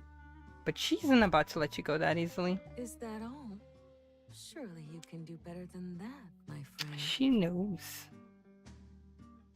She You knows. see, in my line of work, nothing comes for free.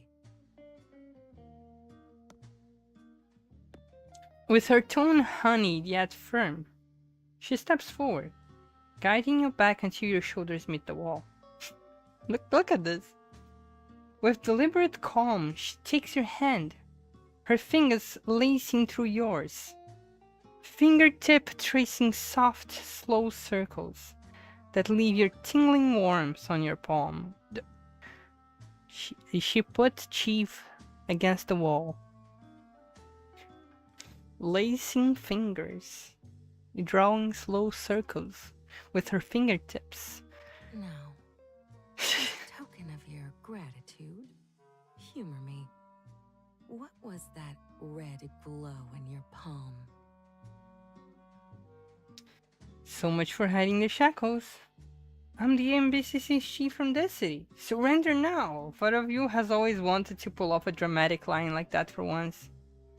But with so many mysteries unsolved, it's no time for heroics just yet. What red glow? What do you mean? All I remember is something scary trying to attack me. It was all a blur after that. I think I heard that shadowy figure say something. Something about Vautour's Blue's lie? You emphasized those last words, widening your eyes in feigned innocence. Looking into her blue eyes, you'd expect some astuteness from a shrewd merchant, but instead you see only a placid yet penetrating gaze.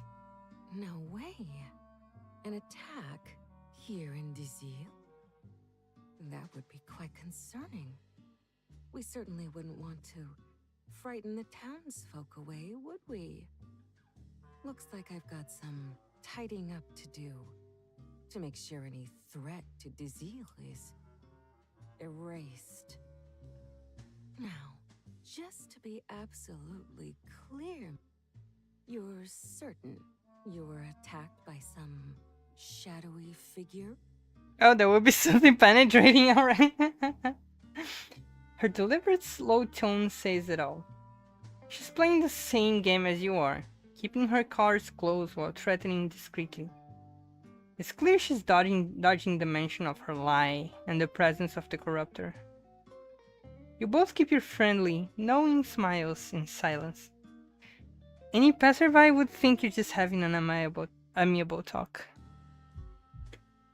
As her fingertips brush against your wrist, you feel your pulse quicken. You can't control your tone and even expression, but your body betrays you. Your body betrays you. That's why I say that, like, Chief is sexual. Must we stand this close? Frankly, I'd be quite defensiveless if you decided to take advantage of the situation, Miss Betorble. My god. Oh?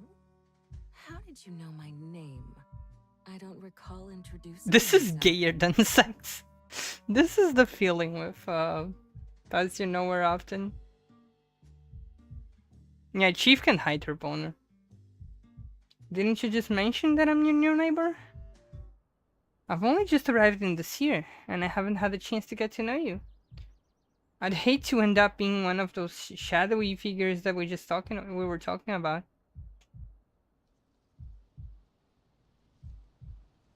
Broaching the subject is a gamble.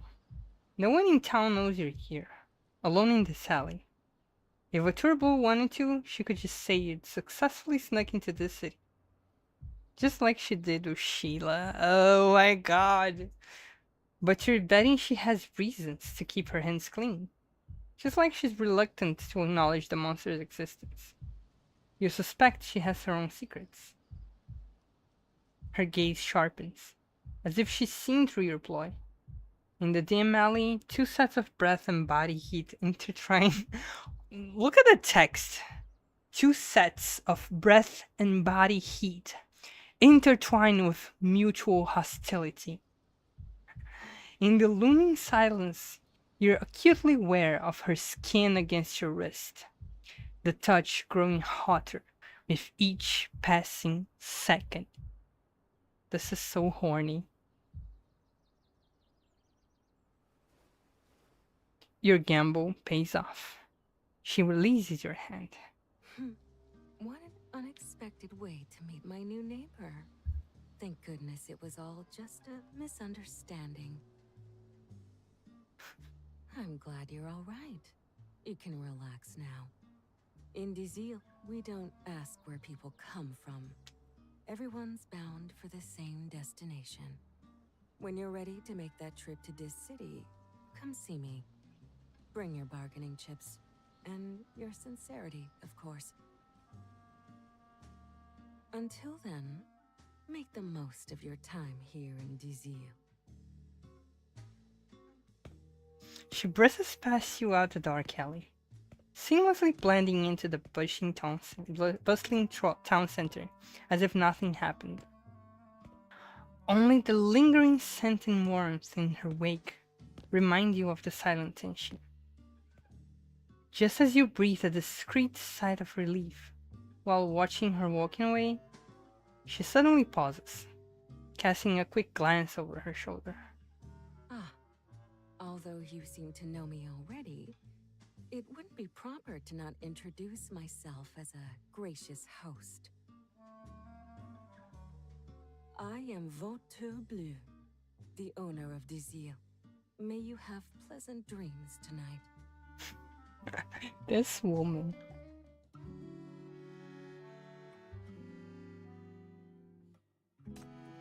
Let's observe from the window. At last, Voto Blue, the name in every townsperson's lips, has appeared. The person who knows every truth is just a window away. Chief for you. You return to your room, glancing out the open window toward Batul Blue's apartment across the way. The datura flowers on her balcony seem even more vibrant. Behind the blinds, you hear intermittent sounds of running water. A mist of vapor drifts your way, carrying with it the scent of soap, mingled with a faint trace of tobacco. This... oh my god. The scent is unmistakable. Just moments ago, this very fragrance was mere inches away from your face. She noticed your shackles, yet said nothing. She's aware of the monster, but shies away from mentioning it, even concealing its presence. She knows you're investigating the mania contamination, yet still allows you to stay. Miss Butter Blue? Everyone here respects her, worships her even. After all, it's thanks to her that we got to meet each other. But criminals always find a sneaky way in. Though immigration policies may have toughened, the White Sands trade routes remain active. After all, smuggling people is far more lucrative than smuggling goods. Miss Votur Blue took me under her wing. Thanks to her, I have work here in December. The chief is smelling her heat. I'll always be grateful for her kindness. You know what? I can't even find words. I'm almost finishing my wine. I just poured the last little bit of wine.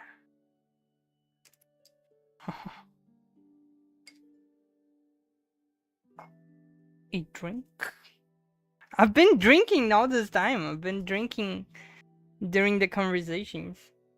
This is the only place where I can hear from Mom and wait for her to come and get me. Miss Vitor Blue has promised to help me. This kid has never seen his mom. When it's time, those City border guards won't even notice. That's when Votor Blue seized control of the ruins. Using dubious financial tactics, she gathered a group of penniless, undocumented immigrants dreaming of instant She gets the success vulnerable people, and established her the people dominion. who have something really big to lose or really big to gain. Makes a big promise. The kid didn't give up hope and neither should you. It says on the thing. Faith. Because they said that hope. Who do you think gave me the chance to Change hope to faith. Any idea how much it costs to enter a beauty pageant in Decity? Everything in Desir belongs to Votur Blue. Yes, I'm working my tail off for her, but without her, I wouldn't even dare to dream about anything. Oh, woman. Votor Blue, you wouldn't stay in Desir. Look, I ain't gonna say yes to everything she does, but I gotta say, she's good people. Nah, this kid is not seeing his mom. For Decity's sake, any threat in White Sands must be snuffed out before it hits us. You mull over their conflicting words of Votor Blue and still can piece together a coherent picture. Is she an unscrupulous smuggler? A philanthropist? A savior? Or perhaps the real culprit, leaving mania to spread unchecked? You've run countless missions. You know all too well that words may be wrong and eyes never lie. No matter what others say of Votor Blue, there's one thing for certain. She is deliberately hiding the existence of the monsters. Contamination is detected in this year. Emotional condensation could be its source. Could possibly threaten the townsfolk. However, there's a significant discrepancy between the mania level of observed and the M value anomalies recorded. I suspect an even larger scale contamination concealed in this place. Investigation was interrupted by Vator Blue. My cover may have been compromised. FAC should prepare for my retreat and, if necessary, emergency civilian rescue. In addition, I'll need the Outland Affairs Bureau to verify the following individuals. See if they have recorded activities within the city. Sheila, 16 years old female, Velvet Valley. Darcy, 23 years old male, Vicerno Town. One more. Nightingale, there's something I want you to look into.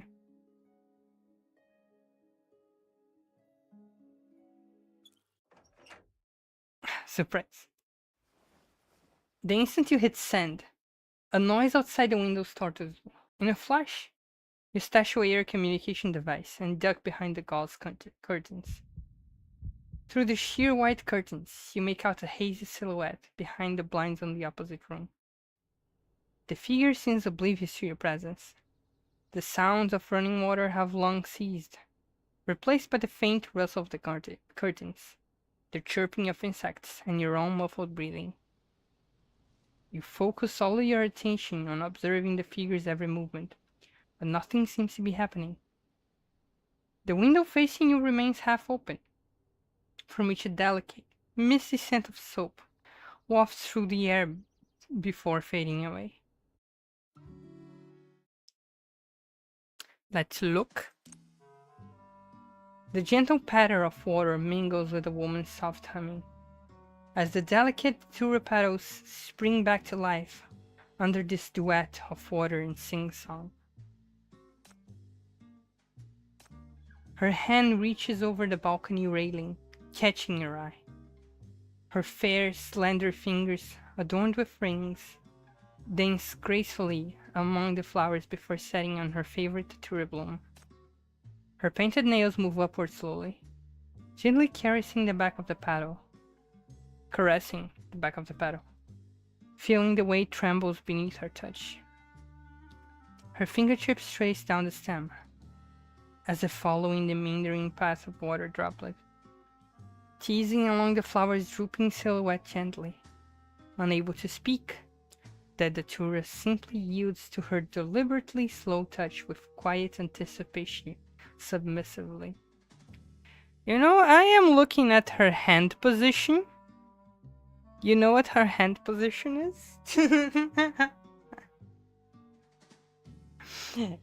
Finally, her fingers reach the paddle's tip, bidding farewell with a playful flick.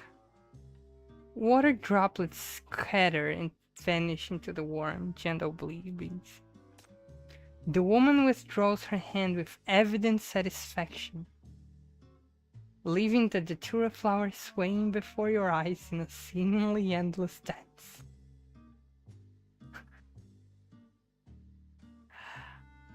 That was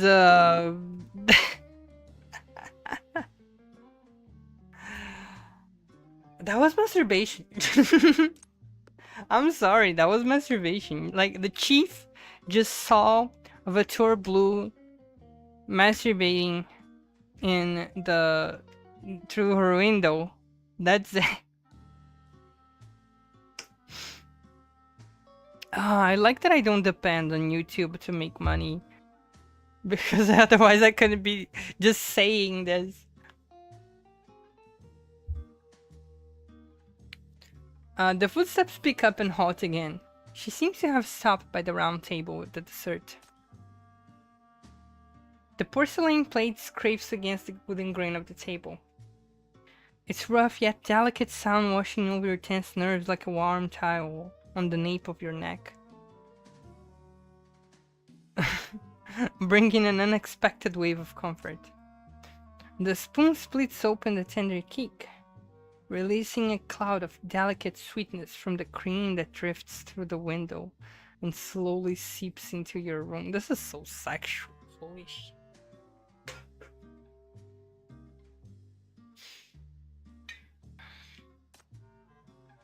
She murmurs a few compliments, her voice lifting unconsciously as the sweetness seems to delight her thoroughly. You hear a gentle clink of the cup against the saucer, and the teacup briefly vanishes from the table. Moments later, she hooks her finger around the handle as she replaces the teacup on the table, rotating precisely 1/3 of the cup clockwise, making one side face the balcony. Sunlight catches the side of the cup, illuminating a faint mark on the rim facing your direction. A faint red mark on the rim. She is indicating things. The sheer curtains dance in the breeze, veiling and unveiling the wooden armchair. As they fall once more, a woman's silhouette appears on the seat. She reclines against the chair, leafing through an old untitled book. In the quiet stillness filling the next moment, every subtle sound becomes magnified in your ears. The allegations! She crosses her legs with casual grace, the soft fabric on her rustling and shifting slightly with the movement. The sound of turning pages ceases as she seems to linger on a particular passage, her fingertip tapping repeatedly against a page. Tap, tap, tap. The rhythm quickly synchronizes with your quickening heartbeat, leaving you a little uneasy. The soft rustle of turning pages resumes, and the faint chuckle carried to you by the breeze feels almost like your imagination. Yeah, I was like, Cabernet was the horniest.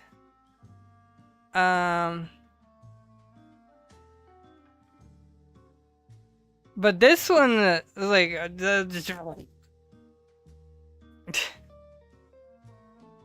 the thing is, Cabernet is very unassuming up until the end, you know? In the end, it just does. This one is like, they're doing it early. Oh shit. The clean white. So here's the thing.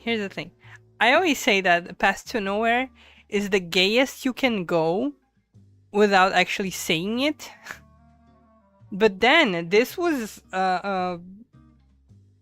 debunked because they actually said it on Sean's investigation, Sean's interrogation during the Perfect Vote event. And then you had the Angel event, a Daily Night song, which is so romantic and so gay. As you cannot play Diddy Night song and see like, oh no, there's no women romance here at all. No, there is so much. It's so gay. And then, like, okay, you had the events are replayable. The first few events have entered a unlimited replayability thing, and I think they are going to be adding the events in these unlimited replayability thing. But often between new events, they do event reruns. So yes, they are replayable. And then on Zero's event, it was the 2-year anniversary event, and there is an actual kiss scene. So it was like, it's a Chinese game. It's kind of crazy that they're actually doing it. So it's like, after the sequence of like Sean, Angel, and Zero, I was like, oh no, yeah, there is no excuse, you know. You can't play around and say, oh no, Path to Nowhere is not really gay. It's like, nah, it is really gay. Yeah, they can do it because you can play as a Mayo Chief. So like you can play as a male character or a female character. The thing is, this game is so focused on a female audience, you know? This game is very, very obviously made for women who like women.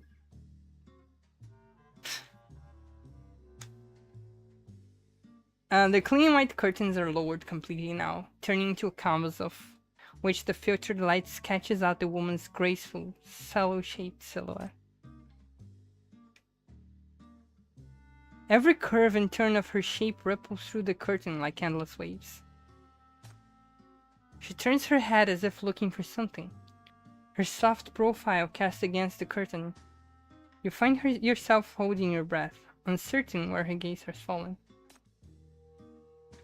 In the end, nothing happens. Her silhouette gradually fades from the curtains as she moves inside. So let me go back here, because I want to show some things. And I think it's always like the plausible deniability thing. Friends, new and old, I'm your... Because it's like, I'm gonna go through order, right? I'm gonna go through the art is really good. Like in the events, some of the in-between arts, you can clearly see that these are pieces that they did a little quicker. But the character art, the big splash art, they go for it. Look at this.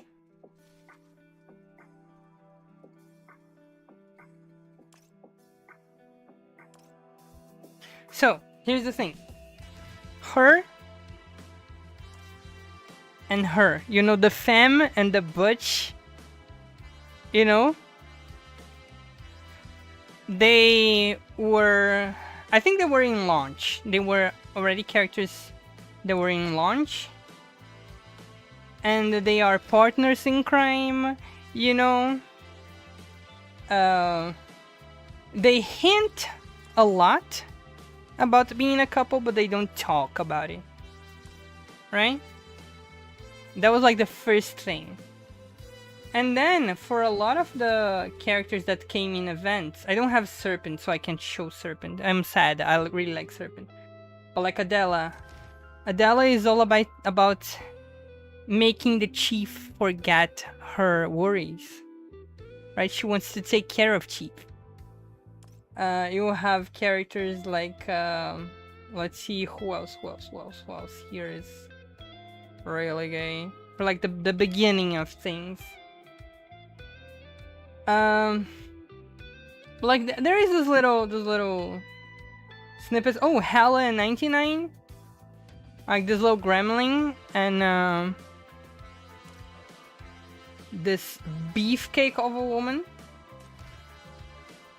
They are connected in the story, right? They escaped this laboratory together, and 99 refers to Hella as her son. You know, the light of her life. And I'm like, yeah, okay. Uni's kind of gay. Uni's kind of gay. You know, she's obsessed with the chief's face. She's a plastic surgeon, so you can go like, oh, it's because of work, but like that she is Oh, 99 is not a robot. She is a woman who has been experimented on.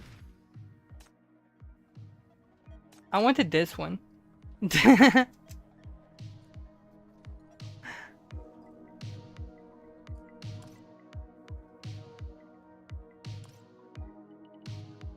Yeah, like Uni is obsessed with the chief's face.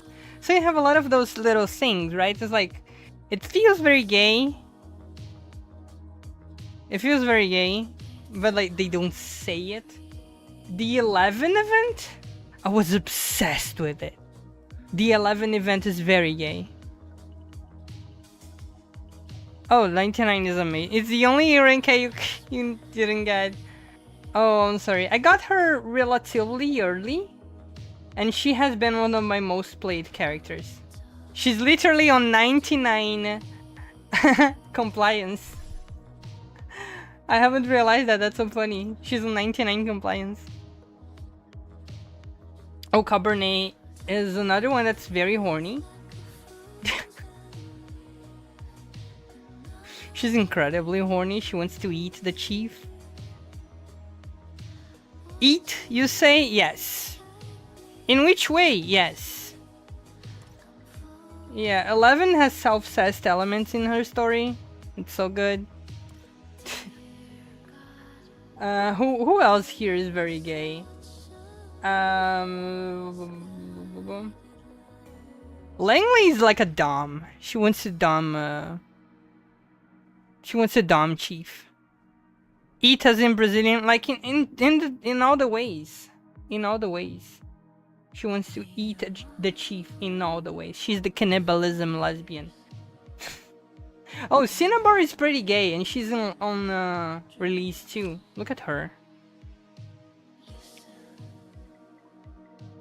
And like you do Cinnabar's story. You do Cinnabar's story, and it's like she is gay. She's so gay. I love her. She's amazing. She's so gay. And then there was Rahu and Shalom. Like her and her. They are a manipulator asshole and her dog. So it's like if you see on level 70, like there are some level caps. You can see the difference here. I have one character on level 70 and another character on level 70.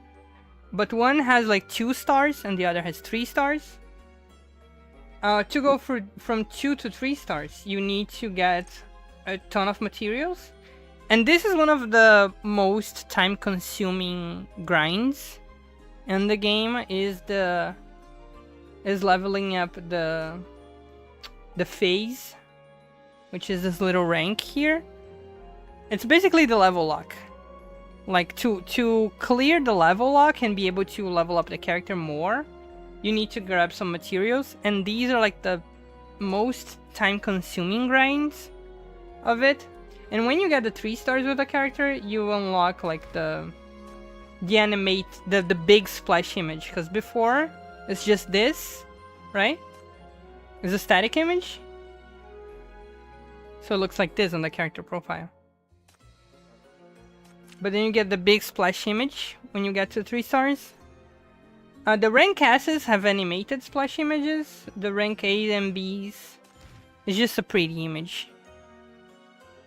I love you, Flora. She was one of the most normal people here. Everybody's kind of crazy.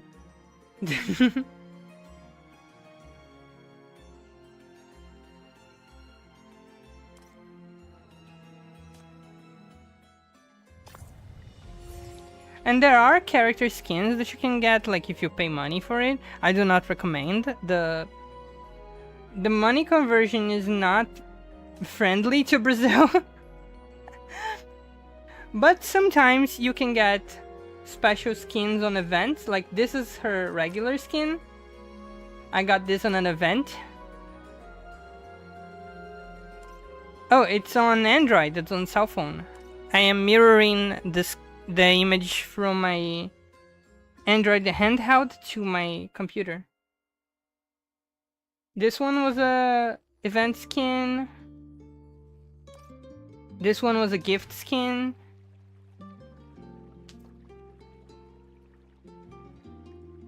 Yeah, I'm not even emulated. I'm just mirroring the screen directly. Macchiato is so cool. Look at her. This is her regular outfit.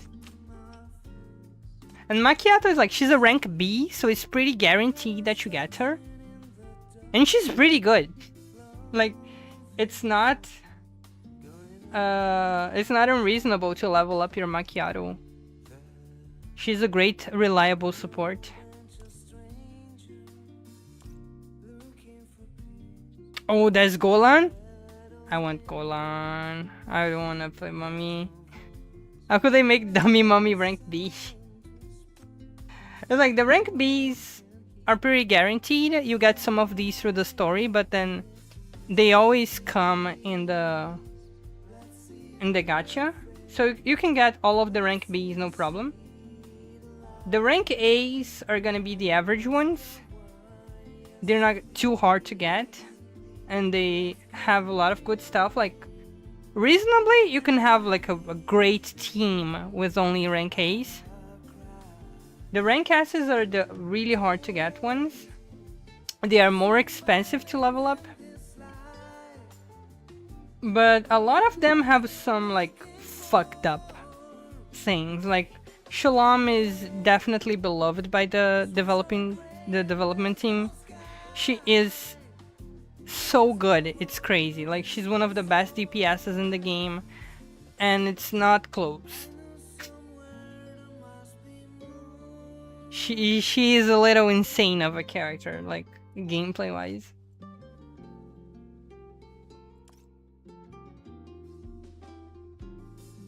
Yeah, like in average you're gonna have like 7 to 8 rank Bs and 3 to 2 rank As. And then every like 5 pulls you get a rank S or something like that. I really love Mantis. Mantis is like, she has a lot of crit modifiers in her passive abilities, so it gets to a point where if your Mantis is properly leveled up, she is a cheat code to defeat bosses. She just melts bosses' lives. Zero's busted. I was stuck in a huge damage check in the story, and she single-handed carried me. I haven't leveled up my Zero because I was on the process of putting a lot of rank S's through phase 3. So I'm like, I don't want to level up a rank S again so soon.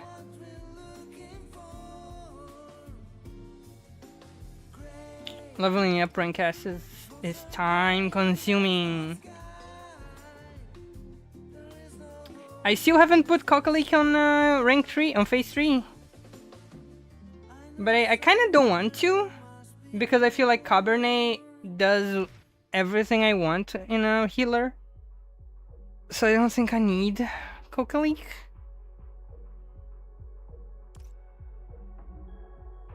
I also wanted to level up Coring. Getting there. What? I wanted to level up Thistle, because I want some high mobility core breakers. Oh, I almost didn't get Zero. I got her in the last couple of days. It took me so long.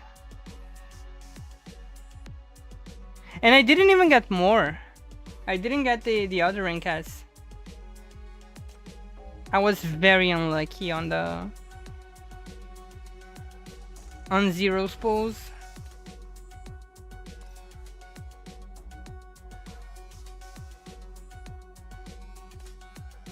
Oh, are you here to see Michi? Feel free to take the time to look at the new supplies, too.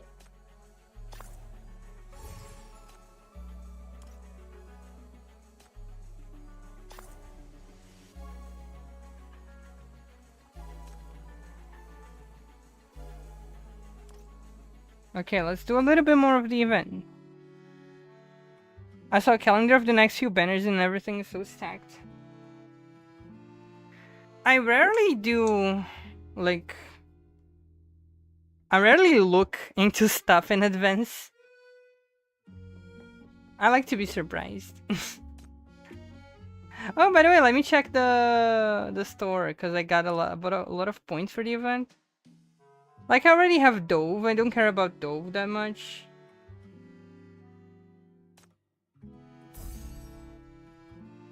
Let me get the supply chest.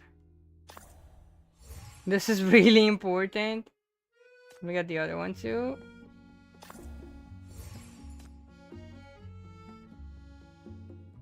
Let me get module.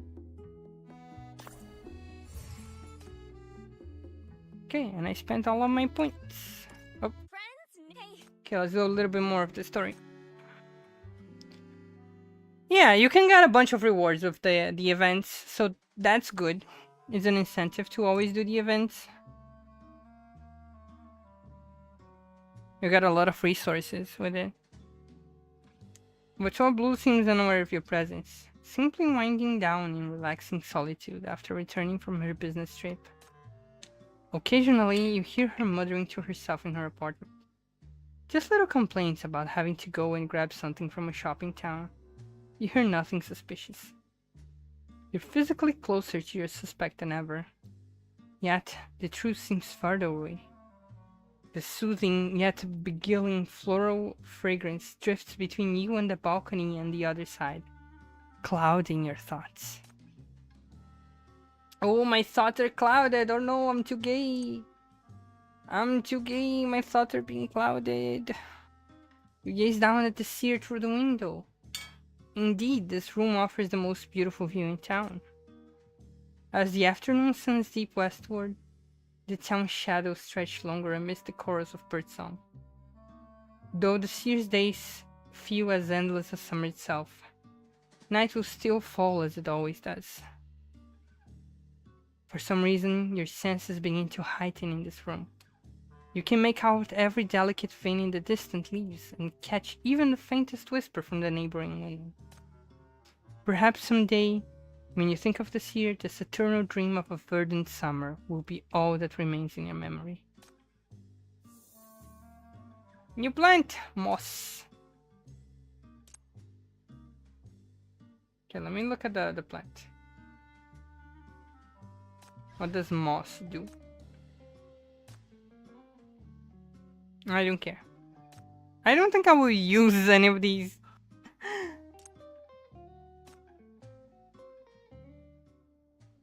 Night falls early in this year. Beneath a blanket of floral fragrance, the town slumbers. In their dreams, the townsfolk piece together fragments of happiness and hope. Like an irresistible confection, they chase after the illusion, a treadmill disguised as a wonderful life, where they are drawn to empty promises. Only whispers of wind brushing against the tule leaves can be heard in the lush, especially near the town's borders. When house remains lit, its stillness decorated by a series of repetitive sounds. The scribbling of a pen, the folding of letters, the soft tearing of envelope seals, and the dull thuds of objects hitting the floor, punctuated by some occasional snickers, barely audible.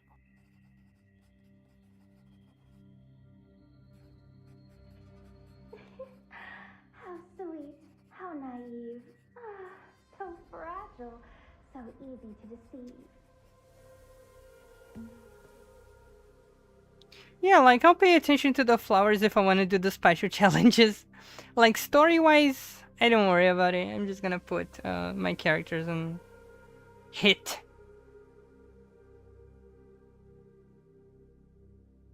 Oh, look at her.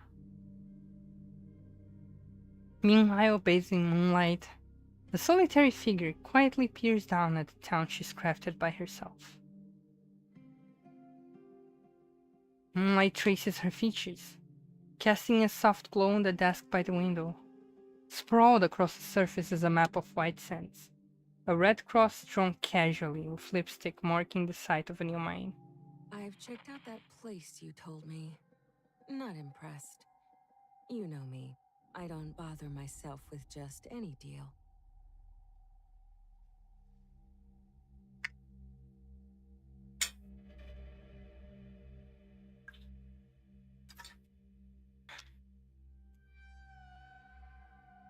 But your blue gaze drifts through the sheer curtains, and moonbeams laced with fluorescent.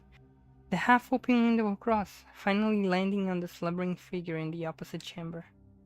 At her side, a special communicator vibrates, with its light glowing and fading.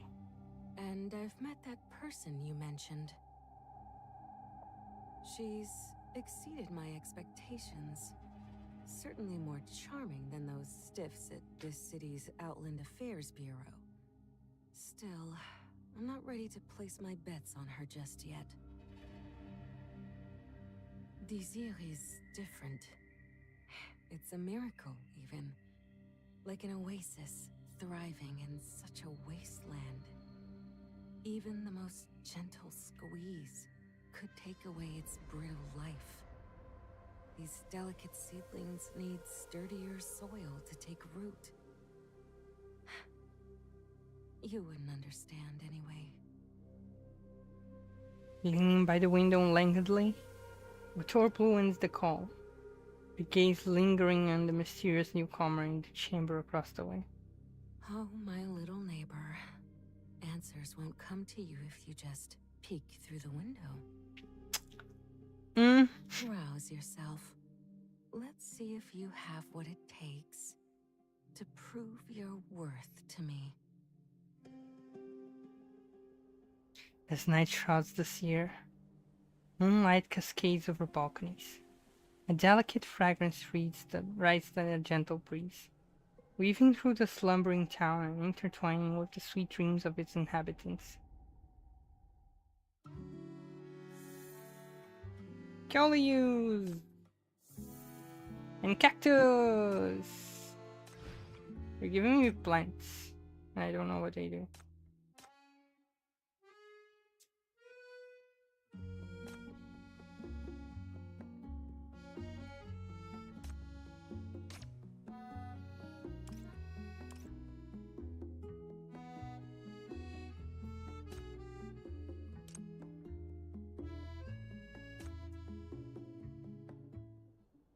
The town square is bathed in particularly bright sunlight. Storefront windows refract a kaleidoscope of shimmering colors that leave passersby a little dazed. Time for a clock out shot. Alba, look over here. Snap, snap. Oh my, then I must sign up for a beauty pageant with that photo.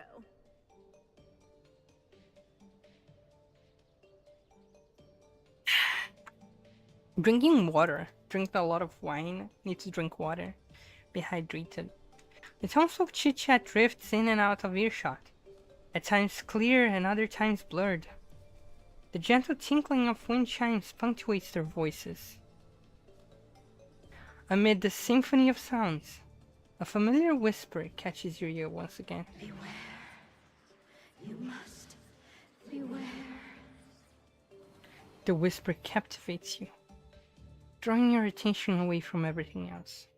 The vibrant town square, Primrose's bakery, Alba's cheerful greetings to customers, all suddenly vanish before your eyes.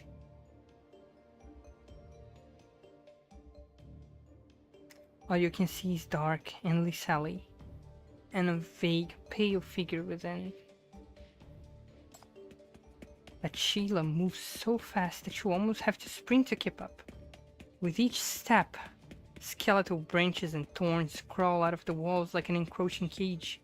No matter how fast the girl runs, she's destined to be imprisoned in this frigid, shadowy alley.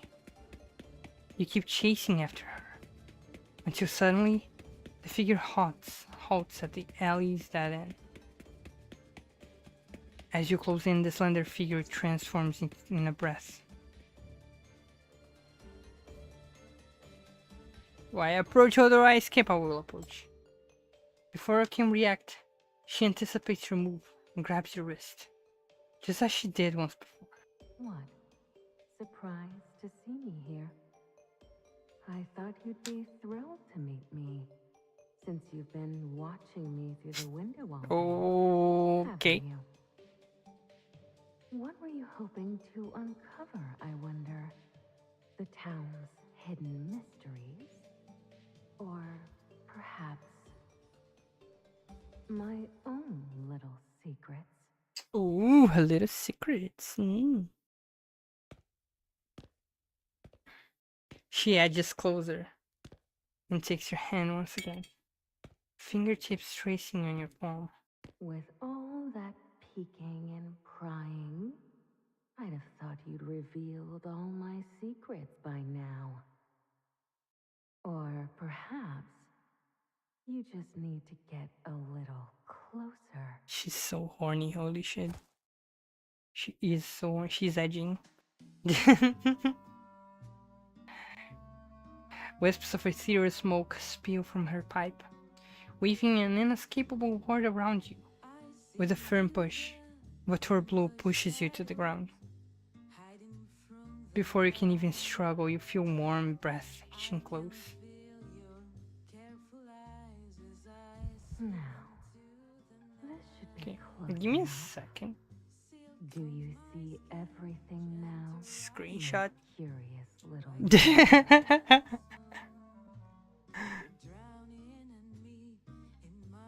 just don't mind me. Don't mind me, I'm just screenshotting the thing.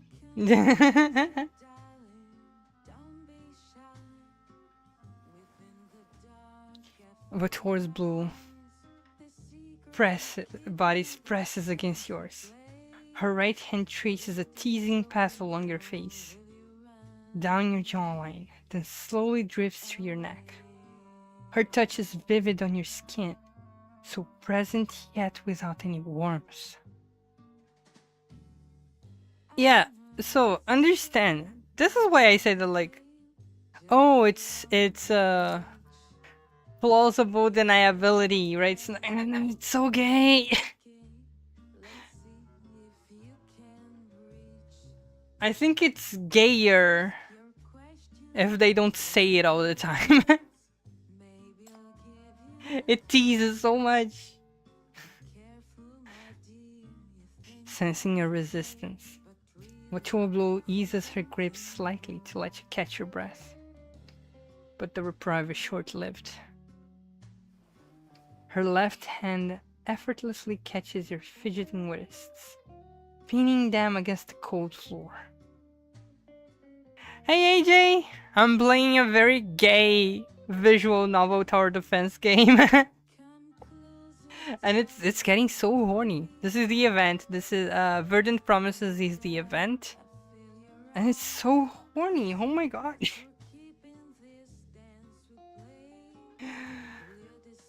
With her body, she confines what little freedom of movement you have left. Trying to slip away? Am I really that scary? Vizio isn't a place where you can come and go as you please. After all my hospitality, surely you won't be thinking of running away without a farewell to me, would you? Don't you think it's time to return the favor?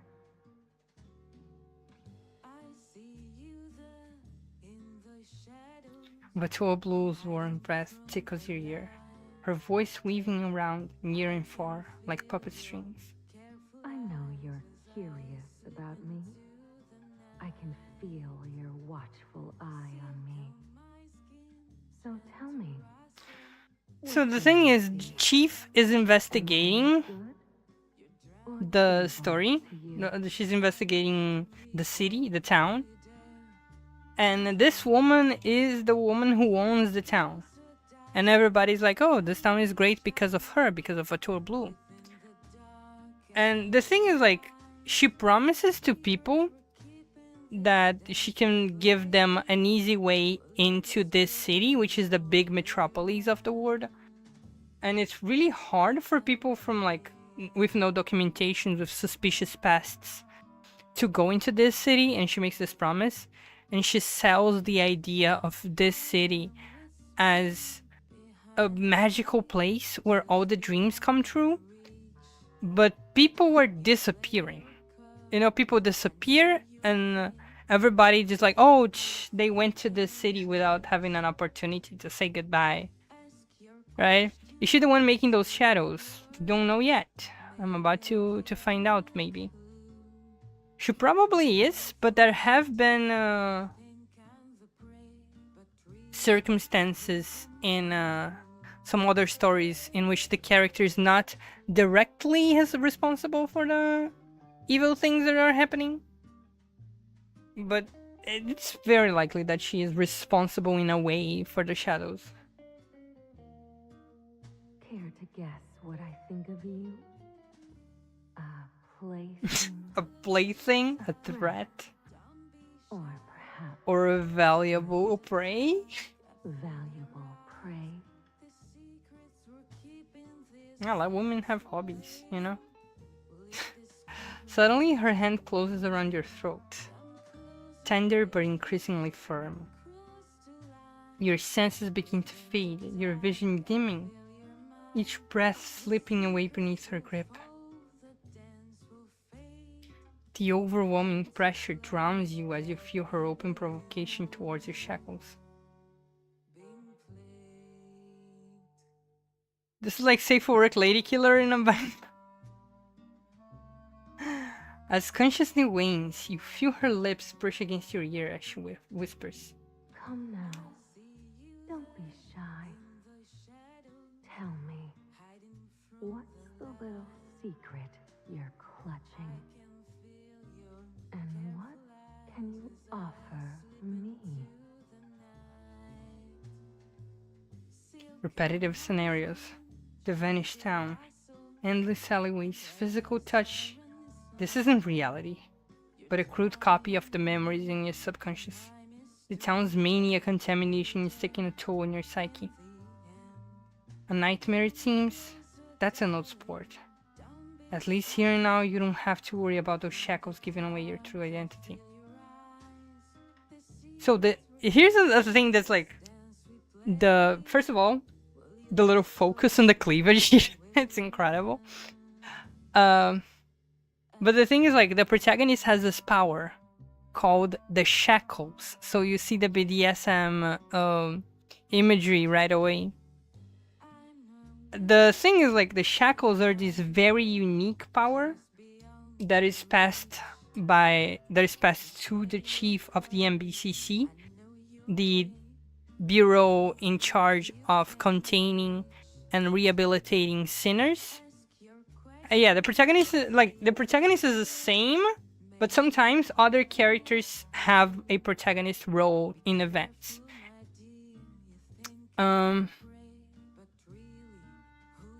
the sinners are the people with powers, right? They're the sinners, pretty much. And the shackles can contain sinners. They can create a connection between the chief and the sinner. The chief can use it to either power up or restrain the sinner. So like that's the shackle, you know, it's the bond that is created. It's BDSM. It's BDSM imagery. It's something that can be used either to bring up or to restrain, right? So it's like so let's shackle her. It's gay X-Men, yes. That is correct. Let's put Wendy here.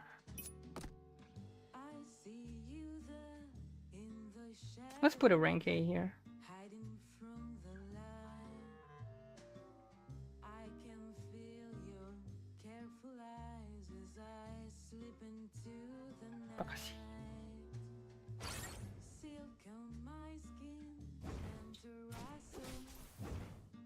Now, like again, I'm just gonna speed up this. Not very concerned. Yeah, this is the tower defense part, but because it's the event, event fights usually start at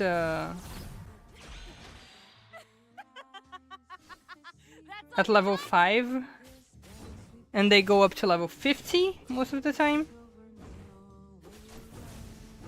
So it's like my characters are all the characters that I play with, they are all between 70 and 80.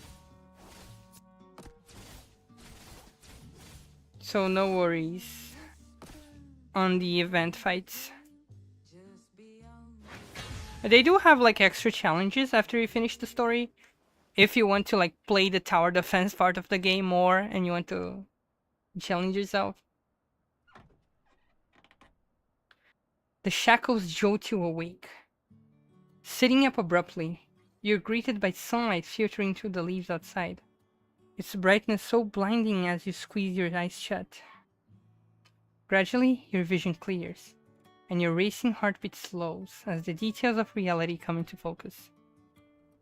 It's been ages since contamination last triggered such a vivid nightmare. Did your encounter with Sheila yesterday leave that strong an impression? Something about it just feels off. Morning birdsong drifts through the window, accompanied by the heady scent of the datura blossoms, soothing your frayed nerves. Voices from outside suddenly interrupt her thoughts. You don't need to bring me gifts every day, Alba. Save those for your sister when you'll see her in this city. Oh, you still remember what I told you about my sister, Miss Vautour Blue? Of course I do. If I'd had a sibling who gets the chance to study in this city, I'd be just as excited as you. So, when will it be my turn to go to the city?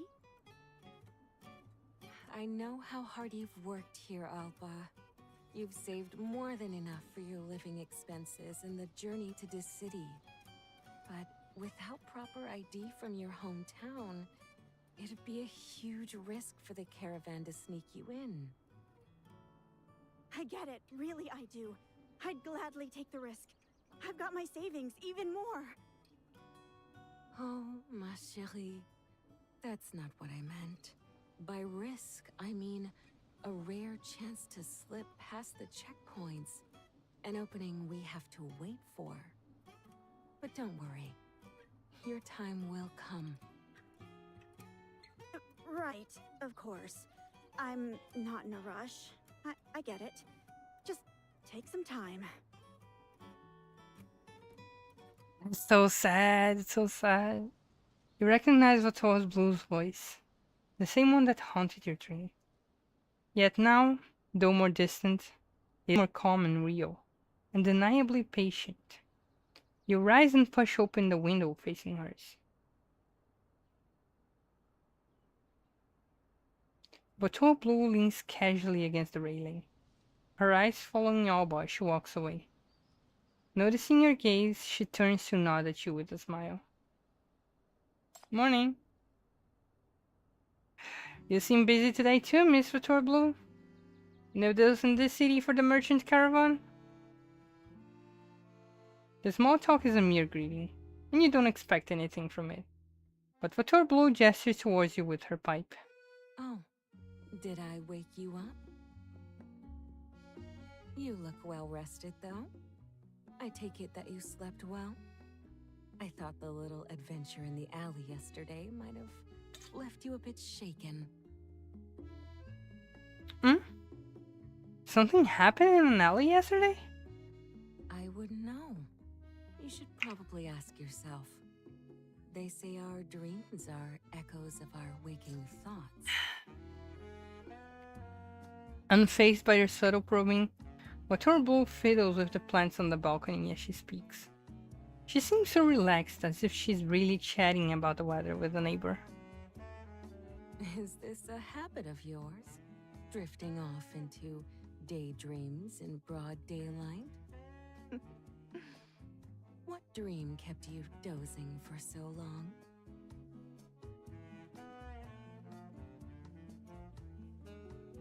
I dreamed of you. I dreamed I was on the verge of uncovering the whole truth. A world where your townsfolk were safe from the looming threat of contamination, living the lives they always dreamed of. It's clearly just some story you've made up, but you notice her pipe faintly trembles in her hand. Well then, I hope your dream comes true. A cluster of clouds blocks the sun momentarily, so you can't see her true expression as she says that. This is the same woman who lures immigrants with promises of so-called shelter and jobs, who just brushed off Alba's plea with flimsy excuses. Could she really mean what she said? For your dream to come true? Dreams alone won't change reality. Any dreams promised by others are even less reliable. Quite the philosopher, aren't you? I must admit, I don't always catch the meaning of your words, my little neighbor. Oh? Well then, once I've uncovered the truth myself, I'll be sure to expound everything in detail. By then, you'd better come up with some new tricks to dodge my questions. The clouds part, and blinding sunlight floods the balcony and the town below once again. Evading your gaze, Vator Blue turns to face the town and draws in a deep breath. Can you smell it? Butter and wheat. Primrose is quite the baker. I sometimes find myself craving her bread when I'm out in White Sands. You must be starving having just woken up. Don't miss out on some freshly baked bread. Just head downhill to the town center. Try not to lose your way this time. Is your waiter giving me the green light to investigate? Vator Blue says nothing. Instead, she simply raises her pipe and points at your head.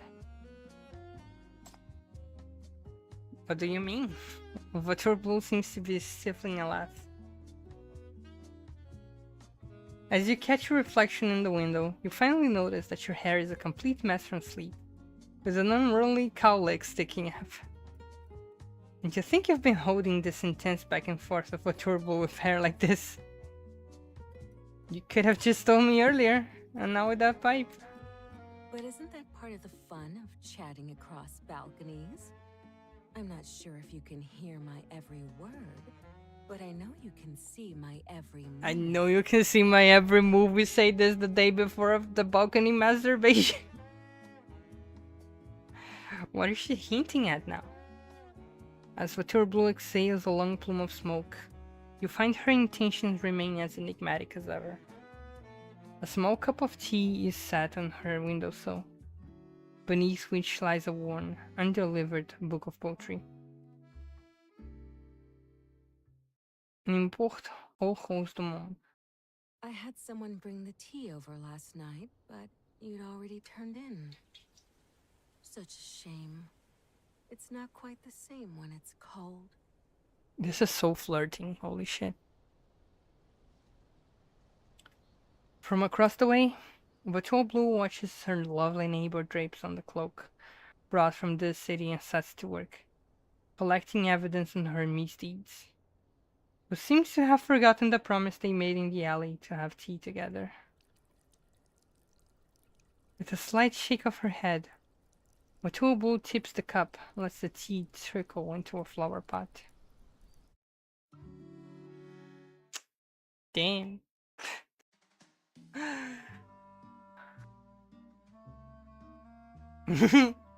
She wanted to give some other kind of tea. Okay, so I drink a lot, and I am taking more time with this than I thought I would. Do you need someone to deliver your letters? Yay, Dove. I already have her. I already have a lot of her. Yeah, we would take the cubes. I want the cubes. Friends, new and old, I'm your reporter buddy.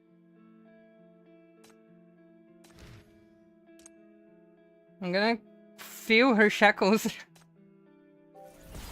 Okay, so I already drank a lot. I am a little tired, you know. I've been streaming for like almost 3 hours. I thought in 3 hours I would be getting closer to the end that I am. But like playing on streaming, you know, I want to really what's the word? Like really take in, you know, every message. Read everything. So it takes much longer. So yeah, I'm going to be ending the stream for now. I will probably finish the game like off stream, just like the story off stream, just because tomorrow is a Monday and I have a lot of stuff tomorrow. And I need to finish it tomorrow because it ends in 1 day. As you can see here in the top, it ends in 1 day. But I hope you guys enjoyed this little time together. Just watching some lesbian stuff with the story.